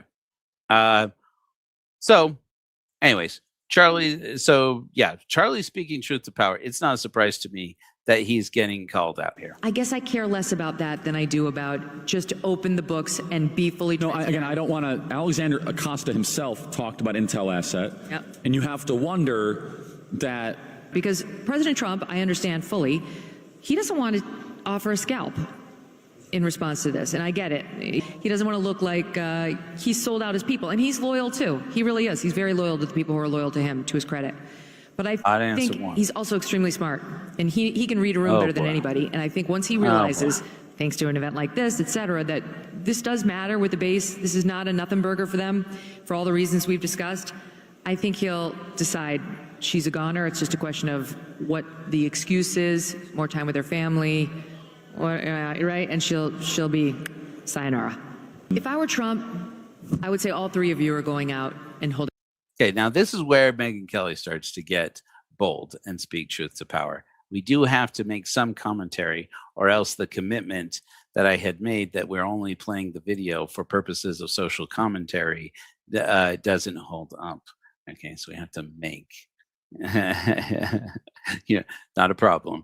I can be a bit of a dick, so it's not a big deal. But now you see this, that Megyn Kelly is going to throw out. I'm just going to mention here. Okay, so here we are 1 year later. One person on this stage is with us in the world, and one is not.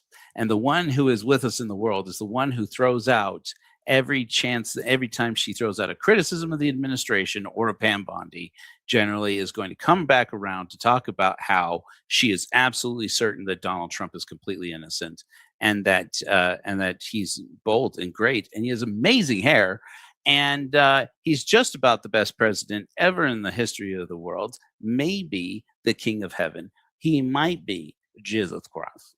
Oppressor. Everybody's welcome, all comers. And you're not leaving until, like, we're down to the Jim Acostas of the world. They do need to wrap it up. It should be wrapped up. In a perfect world, Trump will say, all three of you get out there, have an open presser. Anybody can answer questions, and just answer them all honestly. Short of that, like, we could get to, today's Friday, we could get to Monday with Dan gone, possibly Cash gone. Again, my reporting says Cash is staying. Others said as he'll go if Bongino goes. I think one of them knows we have a country to run, and we really do need one of them there. No, I think we need both. I mean, I'd hate to lose them both. So about this conversation happening both in the chat and in the video about, agencies, intelligence agencies, right? I think it's important to remember when we talk about what values are involved in making decisions about the future of individual persons in this world, that the man that Donald Trump had once in campaigning for president said that man, his father, orchestrated or participated in the assassination of President Kennedy, became Secretary of State in his administration. I'm just saying. Donald Trump don't care. He does not care. His base does not care if somebody worked in the CIA. And why should they? Republicans elected a president in George Herbert Walker Bush, who was the head of the CIA at one point. And we know that he did a bunch of shady shit before he was vice president, before he was president. People will overlook that. People assume, in this world, we have Secret Service, we have clandestine operations, and they have to do nasty stuff. It's when somebody pisses off the wrong person and then ends up gone from the world that we stop and look around and say, do we put people into power? Do we trust too much people in power who we know have done some pretty shady things? I do too. And let's play this out for a second, though. Let's say Bongino leaves. Well, he's not going to keep his mouth shut. So he's got one of these too. He's got a big one of these. Yeah. And he will come out immediately. Will be me. Do you want to say it? You guys say it at home. Everybody say it. We'll say it together. 3, 2, 1. That's what she said. Immediately, and he will tell his side of the story, which will not help the integrity of the administration. No. Right? So if you let Bongino walk, you will have somebody for years that will be bitter towards the administration. And all of us He's not going to want to hurt Trump. No, but he'll tell the truth, and we will lose. We will be like, if Bongino can't go and fight and solve this thing, if Dan Bongino, who's like one of the greatest patriots we have, cannot go and reform the FBI with Kash Patel after we win a popular vote majority, right? But I know for millions. Okay, I cut off a part of that. I'm not sure why. It's a bit of a hatchet job, this edit. But again, speaking from the future, that didn't happen. And it was forgotten about. Because when people don't have it being recited into their ears over and over and over and over and over and over and over and over again, all the rest of the crap that happens in life takes over. And Dan Bongino left the administration. Yes, he did. Did he leave it in July when he was basically threatening to? He did not.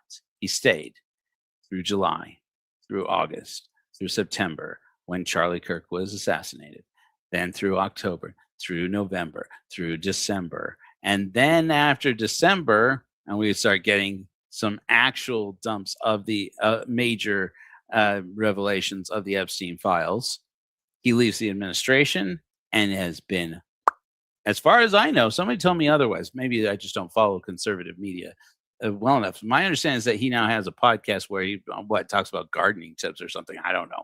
But he doesn't talk about the Epstein files, as far as I know. And he doesn't talk about Donald Trump's administration. He doesn't talk about the work he did at the FBI. And apparently would rather people forgot that he promised to expose all of Epstein's friends and then threatened to leave in disgust when it didn't happen, and then didn't leave, stayed, towed the line. Went on Joe Rogan's podcast, told Joe Rogan something he didn't want to hear, which is that Jeffrey Epstein was responsible for his own demise, as reported. And, as far as we know, he's just played company man ever since. I mean, how disappointed would Charlie Kirk be? Millions of people, that will be met with just a sigh of cynicism. But think about it, You know what I Charlie. mean? Yes, 100%. You think about, like you mentioned, Janine Pirro would take no prisoner. Again, now she's finally getting her moment in the spotlight, right? Now she's in the hot seat.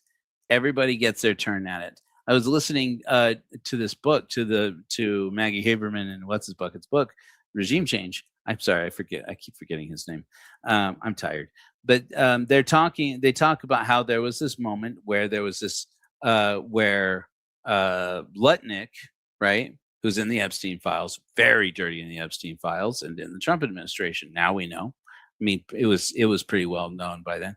And Bessent, who is corrupt, as Scott Bessent, who seems pretty corrupt as the day is long. Not a big surprise there. But they start, and Peter Navarro, all in the Trump administration, start feuding, and it gets to a point where I believe it's Bessent and Lutnick get into it about the tariffs and about how badly they're botching the promise of tariffs and raising tariffs and Liberation Day.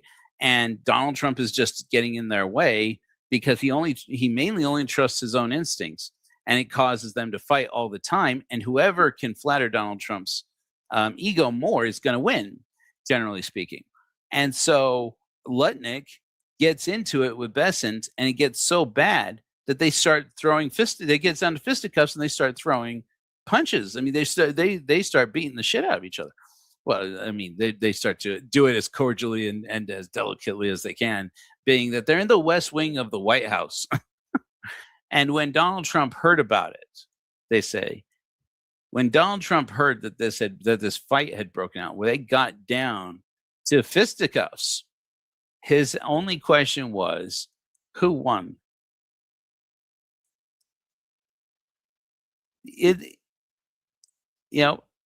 This is a conversation where if Charlie Kirk were paying close attention to Megyn Kelly and what she's doing here, is that she throws out a bone to cover herself every once in a while to be able to say, I don't know what you're talking about, Mr. President. Did you not hear when I said that you blah, blah, blah, blah, blah? Didn't I say da, da, da, da, da? I don't understand what you people at the network are talking about, even though she doesn't work for a network anymore. And apparently we're supposed to all forget that just the year before, Megyn Kelly was implicated in a wide scheme of conservative podcasters and independent media personnel who were taking money from Russia. She's totally confirmable too. She'd be great in this role. Watch what happens. Matt Gaetz can't do it. Yeah, I mean, he could do it, but he's not confirmable. Yeah, he's not confirmable. Matt Gaetz for a special prosecutor, that would be very now interesting. that would. Are you freaking kidding me? Man, hindsight, am I right? I mean, really? Matt Gaetz. This is how long ago this was. It was only a year ago. And you have people screaming out Matt Gaetz for Attorney General of the United States. Once again, this was known at the time that Matt Gaetz had trafficked minors for sex. Be fun to watch. Matt Gaetz with a government corruption special prosecutor. Anyway, there are other people who could take over that role, and just think about it, because I can see the. What? Again, I'm sorry to say this. This is not a political commentary. This is more a religious commentary, spiritual. This is speaking to a spiritual matter here, and okay, not a political one. People who claim to embrace family values love them. A person who likes the young ones. They love them. They love them. Matt Gaetz, it should have been the proof. Untenability of Dan and Cash staying effectively Joseph working for Smith. Pam. Too. Okay, here we go. Oh my gosh. Okay, I don't. This happens sometimes with microphones, but I can't tell in this instance if a microphone gets really overmodulated. It can start dropping out, especially ones that have Bluetooth connection and stuff. They can start dropping signal if you scream into them too loudly. And right now, notice you see these fireworks here. Does that look familiar? I mean, we're talking months from now, they're going to have one of these in Arizona for Charlie Kirk in Tucson. And it's to honor him in memoriam. And it's almost the same event. It's kind of freaky to me, but I do find it interesting that maybe it's that or maybe this is just how Tucker Carlson laughs or expresses. This is how the people on his planet express joy. Thank you. I never miss a Charlie Kirk event because I love Charlie Kirk. This is more people in one place than I've seen since the last Charlie Kirk. Again, that may just be the microphone, but he's yelling into that microphone now, and it's not doing it now. It sounds like when he is exuberant and can't hear his own voice over everybody else, and the microphone is just picking up the sounds that his body makes. He goes, event I was at. So it's hilarious. So I noticed everyone's been talking about Epstein tonight, and I want to kind of differ from the crowd a little bit in saying that I watched Ben Shapiro yesterday, and no, before you boo me, I thought he made a really solid point. He's like, it happened a long time ago. Who cares? And by the way, we should trust the government and whatever the bureaucrats tell us. And by the way, it's wrong to ask a lot of unauthorized questions. So I just want to go on the record, to say I think that's absurd. And this is the point. I cut out most of this. Not most. I cut out some of this line. What's up, brother? William. Sir William. What? But he tries to make a joke and realizes he reads the room a little too late and realizes this is not the room to make jokes about Jeffrey Epstein and about Ben Shapiro. Again, this is a completely different conservative commentator who's, as far as I know, isn't there. Is talking about how Ben Shapiro,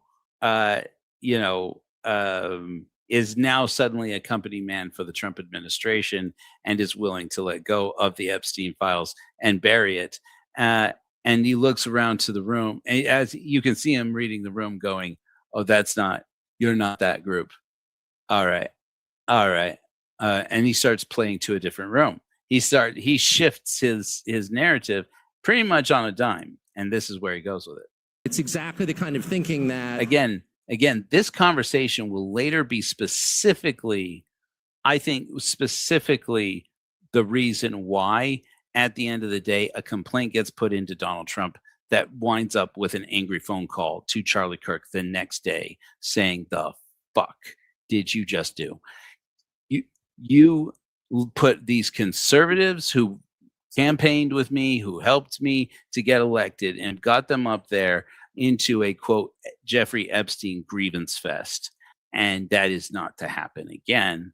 And then within a matter of days, Charlie Kirk allegedly by August 4th, this is July 11th, by August 4th, Charlie Kirk finds himself at a dinner with Bill Ackman, billionaire,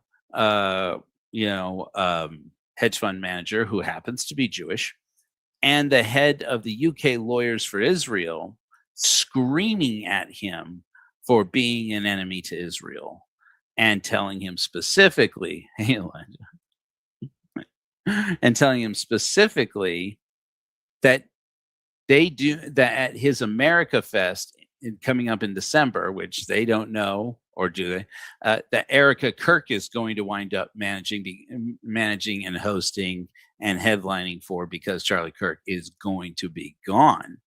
They tell him by the time that December lineup comes up, they want Tucker Carlson off the list. They want him to go away. And this apparently is the speech that sets all that in motion. I personally voted against in the last election. I don't like to vote, but I did vote this time. And I don't like to vote because I don't believe in any of them. And this time I really felt like I know Trump well. I love Trump personally. And what we were looking at was just so awful. That's really at the heart of why the Epstein thing is so distressing. I mean, the guy was some weird sex freak who was abusing girls. We knew that. But the fact that the U.S. government, the one that I voted for, refused to take my question seriously and instead said, "Case closed, shut up, conspiracy theorist," was too much for me. And Now, what part of what I cut out here, but just to keep you up to date here on this little talk he's giving, he goes on a rant about how during the Biden administration, people tried to shut him up by just calling him racist and saying that you're racist, so you're wrong, and he's trying to make the position that how am I wrong? I don't think, and that he doesn't, and that in the that now that the Trump administration has taken over, he had apparently expected different. And he feels like he's getting more of the same. That's the point. Because, and as he is clearly insinuating here and will continue to, he pissed off the wrong group. Now he wants to, or the wrong individuals, the wrong persons. Now he seems to be pointing to a group of people, which is gross, like an ethnic group of people. But it's probably down to a handful of people, but certainly not from just one ethnic group, I wouldn't think. the rest of us should be satisfied with that. And by the way, let me just say really quickly, because I was so mad about it that I think I found out part of what's going on. And I think the truth, for whatever it's worth, in case you're interested, is that the DOJ didn't release lots of incriminating sex videos with Epstein and his billionaire pals because they don't have them. They don't have. That was pretty much exactly what they were insinuating. Remember, again, a year ago, we didn't have access to as many Epstein files as we have, which is still not nearly all of them to this day. But once we had some, once there were some that were fed just to keep the wolves at bay and give them enough blood to like start naming names, then we knew that there were videos, that there are images and photographs of wealthy and powerful people working with Jeffrey Epstein, visiting with Jeffrey Epstein, socializing with Jeffrey Epstein, and in very suspicious ways that give credence to a lot of allegations against people from a wide variety of backgrounds. He's got white people. He's got all kinds of people. Okay. He's got, WASPs and Jews and Catholics and atheists, and he's got all kinds of people involved. But it is startling that how many people he's exposing and pointing the finger to just by saying this administration doesn't seem interested, is what he seems to be insinuating to me. And this is my opinion. That how many people, if they are not in the Epstein files themselves, how did they end up in this position, and what are they hiding? What are they covering up? Have them because when the original search warrant was served. Oh yeah, that's what I'm getting at. But they keep reaching back into. They think Alex Acosta destroyed a lot of the evidence of Jeffrey Epstein's friends. Destroyed the client list, etc. We now know that a lot, sure, it does seem like Alex Acosta was paid to or somehow asked to by somebody cover up Epstein's crimes back in 2007. But we now know there was plenty of material since then that still came out.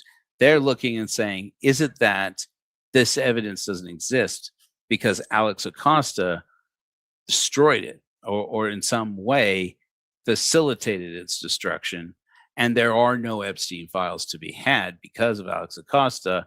And then lo and behold, Alex Acosta, who eventually winds up in the first Trump administration, is called out multiple times here by multiple luminaries of the conservative right.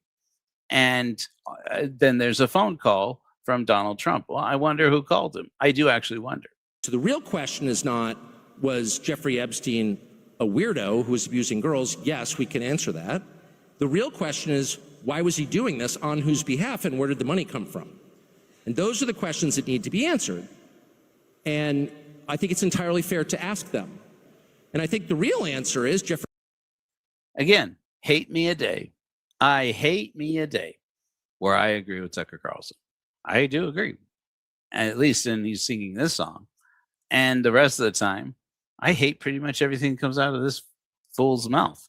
Now, something that's interesting that I want to point out here, I think it's pretty well known at this point, but if not, you should really listen to this new book by, this new book, Regime Change, that at this point in time, Tucker Carlson was doing everything he could, pulling as many strings as he could in the Trump administration to stop any prospect of a war with Iran. And the more I listen to it, and the more I look at it, I think this guy, it's not just on moral grounds here. It's not that he hates Israel purely, though I'm sure he does. I'm not sure. I don't know that. But he certainly doesn't seem to love him. But it seems to me like he has some kind of interest to protect in Iran. Epstein was working on behalf of intel services, probably not American. If pretty much in Washington, where I knew and loved a number of people, including one very close person who worked at CIA.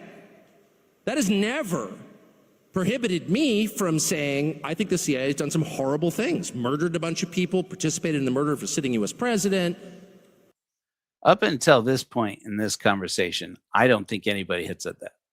There was a lot of insinuation about anything that they're throwing out Mossad, like casually almost, like Mossad this, Mossad that, Mossad this, Mossad that, Israel this, Israel that. Every time they mention, I mean, it could be the CIA. I mean, they seem to insinuate, but without saying that. But as if to say, well, the CIA wouldn't take out one of our own citizens, just willy-nilly because they were ordered to, and then reminding everybody, well, it has happened before.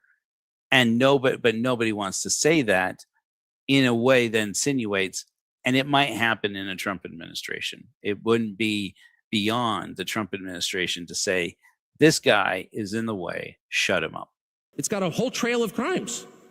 So criticizing the behavior of a government agency does not make you a hater. It makes you a free person. It makes you a citizen. You're allowed to do that because you're not a slave, you're a citizen. And you have a right to expect that your government will not act against your interests, and you have a right to demand that foreign governments not be allowed to act against your interest. Get this Democrat off the stage. Where people feel like they can't just say, like, what the hell is this? You have the former Israeli prime minister living in your house. You have all I mentioned that. Right? Remember that? I mentioned that. this contact with the foreign government. Were you working on behalf of Mossad? And now we know that his connections with Ehud were Ehud Barak, this former prime minister who did live part-time. Sometimes when he was in New York, he would stay with Jeffrey Epstein in Jeffrey Epstein's very nice brownstone up in, where he was, rubbing elbows with some of the wealthiest people in Manhattan. And I say it that way. No, I don't. And he's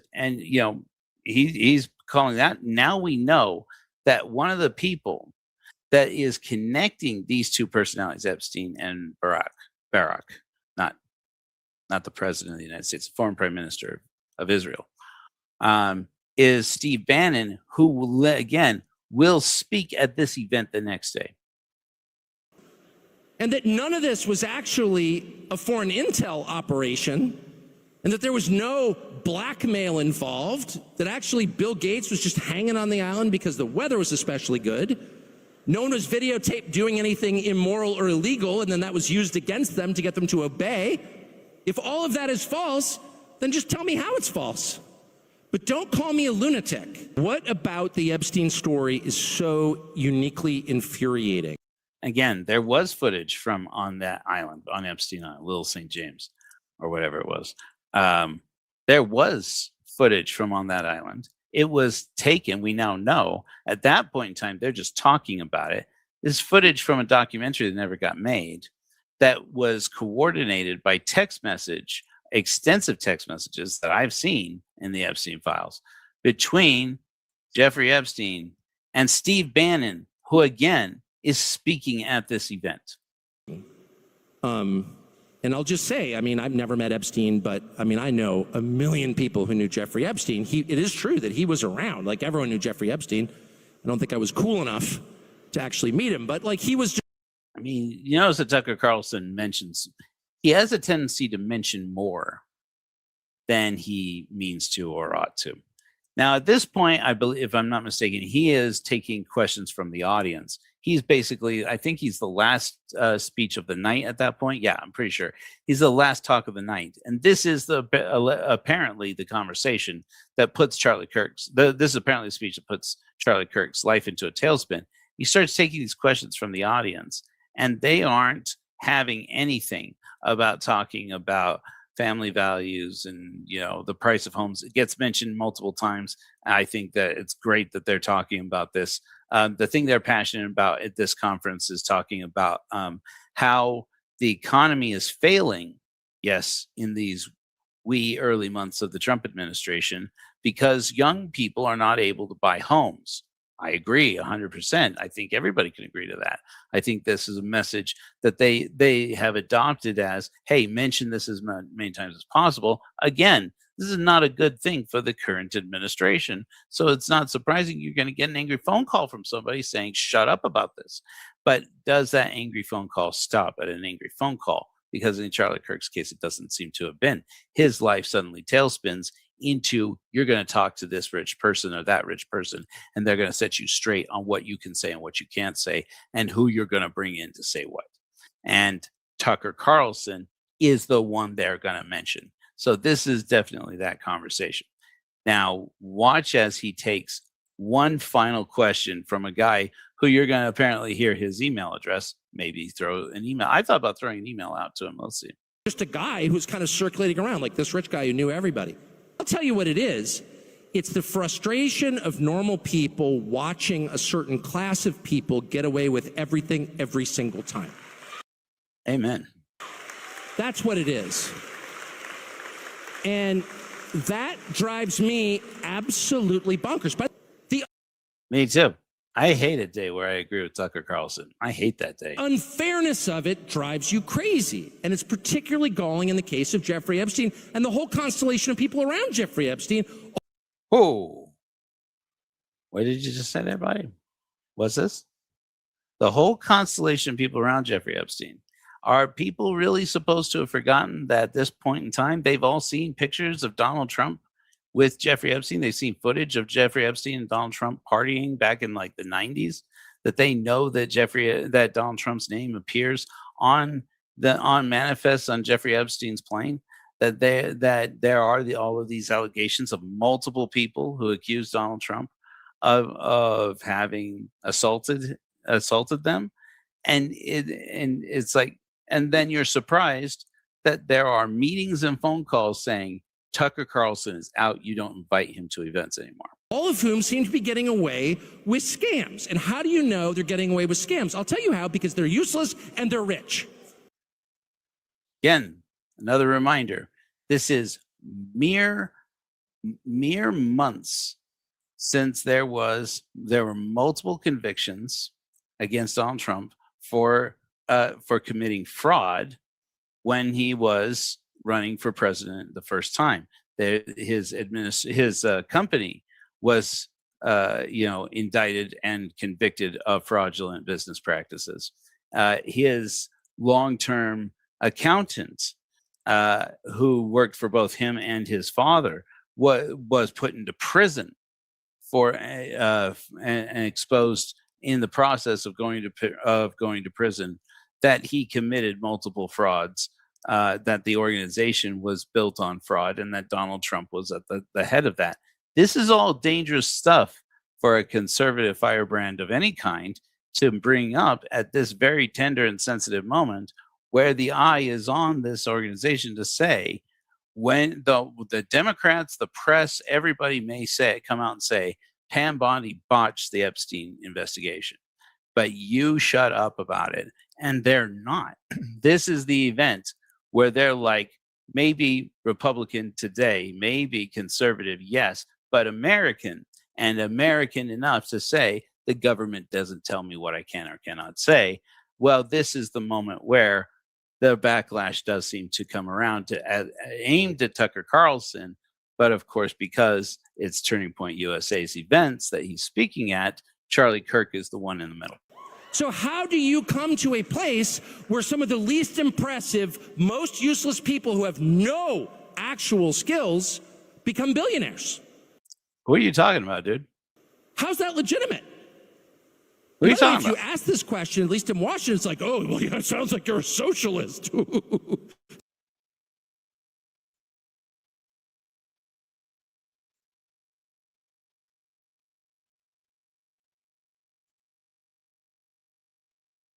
Sounds like socialism. Yeah, okay, I'm a socialist now. All right. How do Bill Ackman a pretty impressive guy? I know Bill Ackman. No. Let me put this back up. My StreamYard is glitching on me here. Let me put it back up in there. Oh my gosh. Nothing here is working. Hold on. Let me switch here. I'll be right back. There we go. And something's happening. The tech is glitching. Oh my gosh. It won't let me add it back into the stage. I'm not a superstitious person. But holy crap. Okay, speaker view. Hold on, I'm gonna take me out.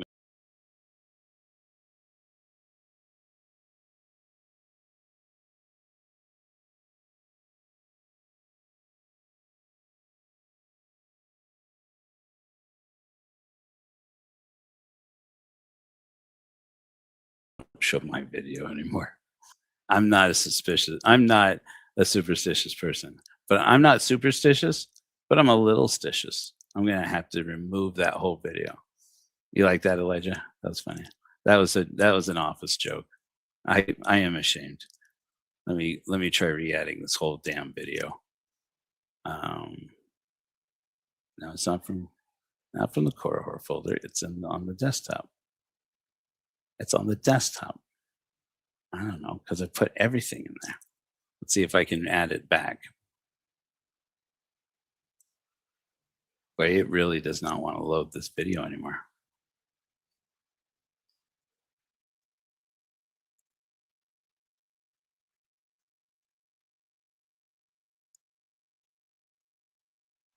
It's glitching out, you guys. Hold on.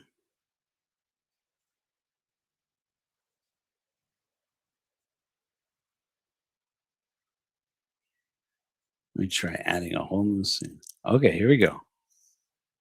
Let me see if I can cue this back up. It's at 22:27. We're going to try this. All right, here we go. Progressive, that's it. And I think, well-connected, super aggressive people deserve a fair living like everybody else. But if you're accruing $9 million just I because want you're... people to see him say that again. We're going to show this one more time at great personal risk here. We're going on 2 hours here. This is going to be the last stretch before we make our last social commentary on the situation.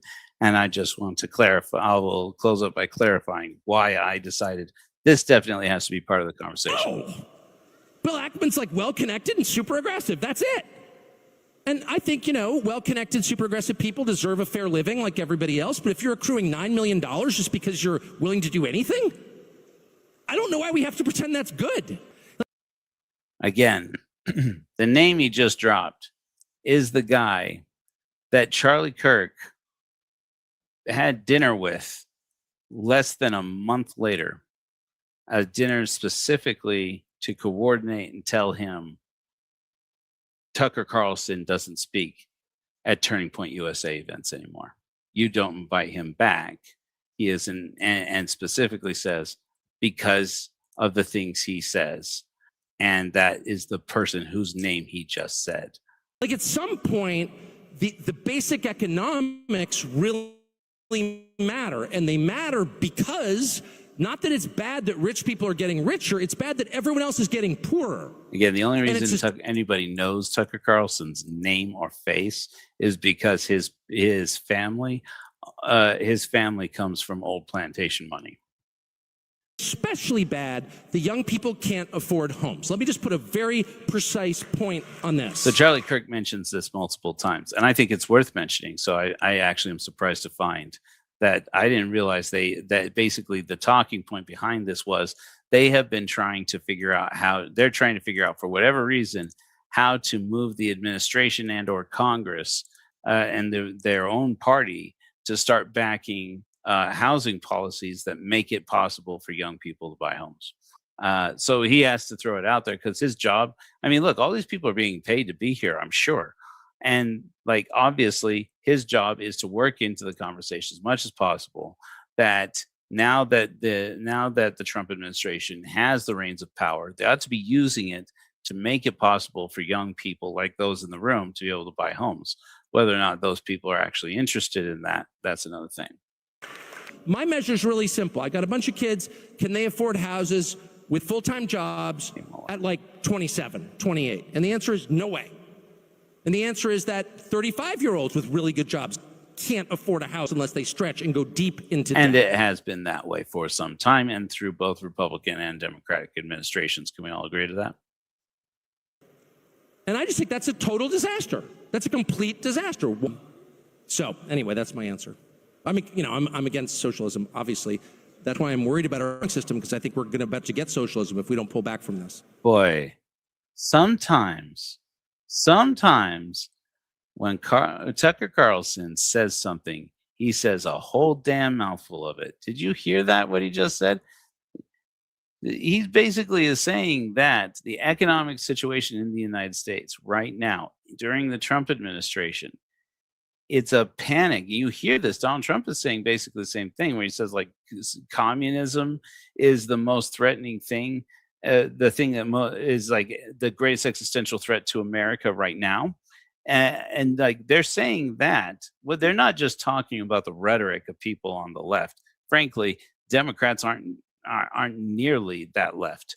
What they're saying is that the economic situation that they are in, if it doesn't get resolved, it's the only way out is going to be socialism. That how can you expect people to not talk about the government needs to start working in our interests and doing something for us in a system where you have to have a job to have healthcare, you have to have a job to have housing, you have to have a job to eat food, you have to have a job to get an education, and all these things are more expensive in this country than in just about any country in the world. And then, while at the same time empowering people who are replacing human beings with robots and with AI agents at an alarming pace, with absolutely no conversation about if the economy is built on consumerism and you start replacing workers with non-human workers, with non-human labor, who are you going to sell to? It's no good to have an Amazon warehouse full of robots if Amazon doesn't have human beings to sell to, unless you're going to start selling to robots. And so there's the conversation that he's having is exactly the conversation that Zoran Mamdani is having, is exactly the conversation that Alexandria Ocasio-Cortez is having, is exactly the conversation that Bernie Sanders has been fighting for since the fucking 1960s. And so it's like, and so he's looking around saying, it's not that the crisis is here because there are people on the left. He's saying the crisis is here because the administration on the right isn't solving the problem. And then lo and behold, surprise, surprise, the next day, Charlie Kirk gets a phone call that starts a pattern of wealthy and connected individuals saying, Tucker Carlson needs to shut up. And so, and if you don't make that happen, you're going to get held accountable. And yet, the main suspect in the ending of Charlie Kirk's life is Tyler Robinson, because his partner is a furry, and people don't know the difference between a furry and a person who is trans. Right, exactly. We got one more question. One more question. Last Hey, Tucker, question. I'm a big fan. I would love to work for you. I did give my resume to Steve Bannon. It would be hilarious if you two fought over me. Boy, that did not age well. Boy, that did not age well.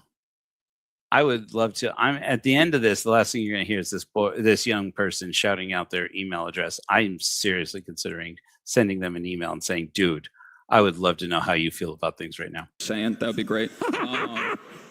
It'd be like a real bitchy cat fight. It'd be a hell of a story. Yeah. They're joking about a man who is dirtier in the Epstein files than just about any other person we know so far. My family has fought for this country. I voted MAGA 3 times. My generation, just like Useless, and they're rich. So how did Bill Ackman... Steve Bannon, if you didn't catch that. I accidentally hit the play bar instead of the play button. Sorry. just like you said, is convinced they can't trust the institutions and the administration, even this administration. Hold on, let's get that again. That's One more question. One more question.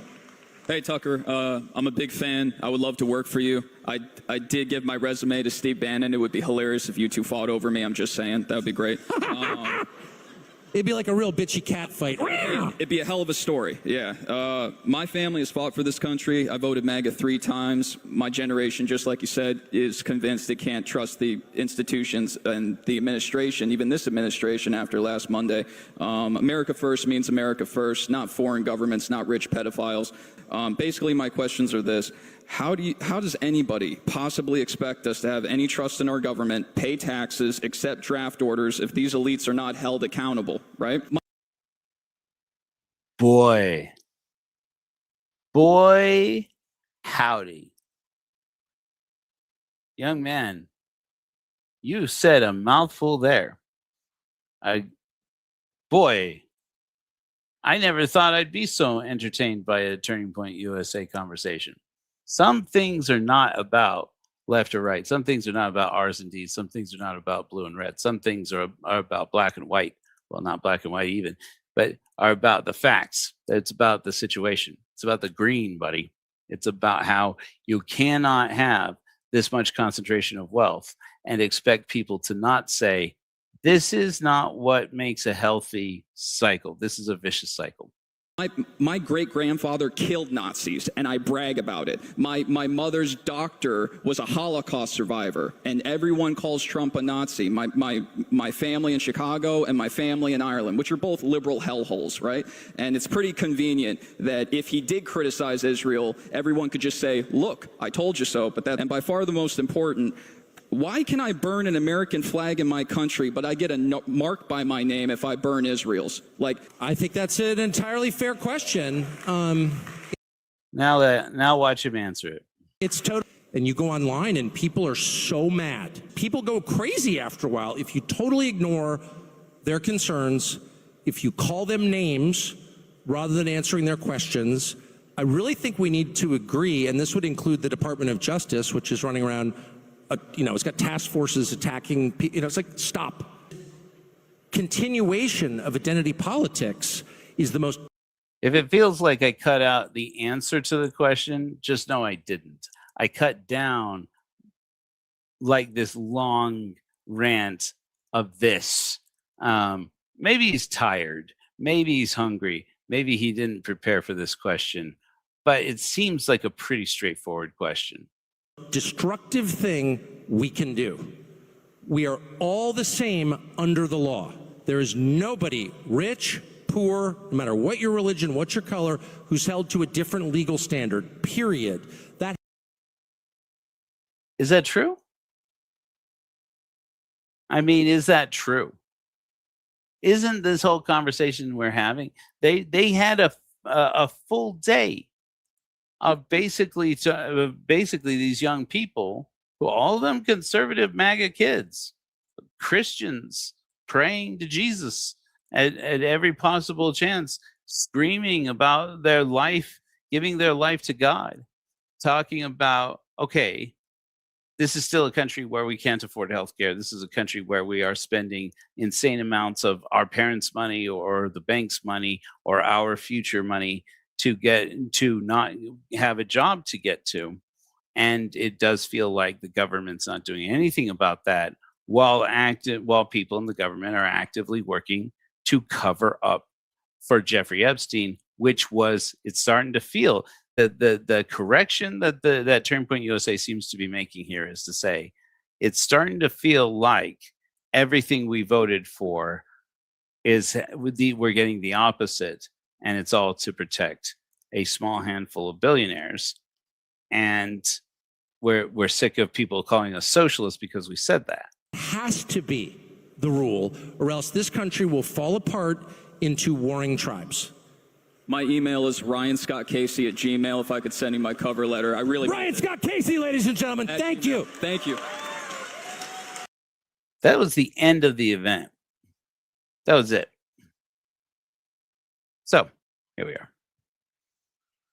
Again, I'm Exmo Joe, the Self-Fire Agency and mission of the Church of Korihor. This was all for commentary purposes. Make sure that you know that you can watch the entire 5-hour broadcast from NTD.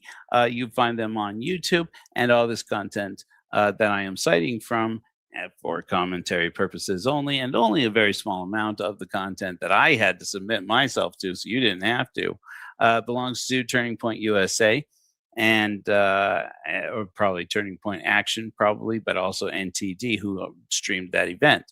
The day after got even more wild. The day that Donald Trump, now we now know Donald Trump called Charlie Kirk to tell him what the hell happened. How did you guys wind up hosting an event that made all of these people who are my supporters, my voters, my base, start suspecting me of covering up for Jeffrey Epstein? And then 2 months later, Charlie Kirk was dead. Suspicious? I don't know. I report, you decide. So, yeah. It's Elijah marvels. Hi, Elijah. How are you? There's no seating in here in this particular room. There's a chair in the next room.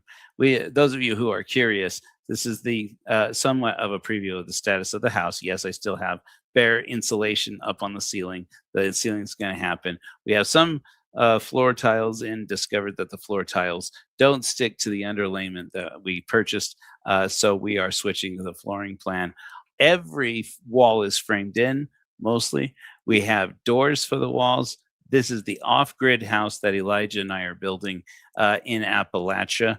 And hey, Elijah, yeah, no problem, dude. And enjoying life. You start school on Monday out here, and yeah. And yeah, Sir William is here. Sir William Shakespeare.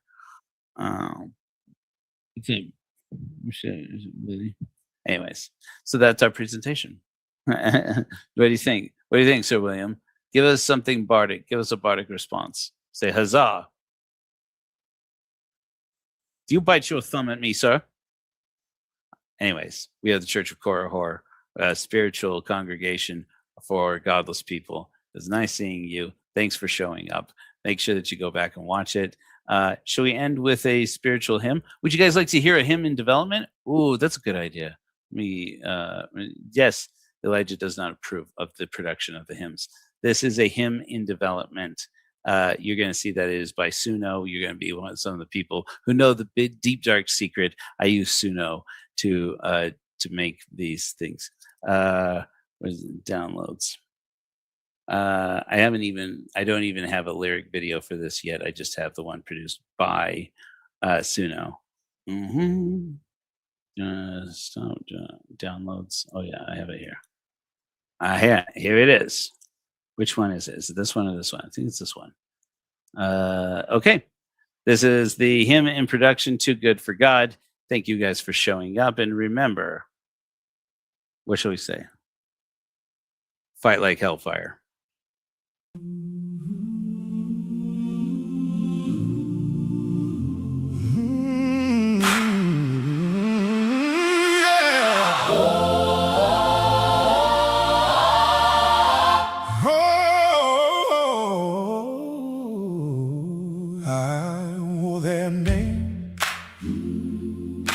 Inscribed upon my chest, put a smile on my face, whatever was in my breast. But then I came home, having seen through the lie, oh, carrying better news, oh, better news. A Korihor till the day I die, oh, till the day I die. Oh, I know better than those I worship with, but I never heard a child unlike Joe Smith. I'm not leaving the sin, not for the higher buzz. No, I'm not perfect, but I learned that I was too good for God. I'm too good for God. Keep your prayers, for I know I am too good for God. Too damn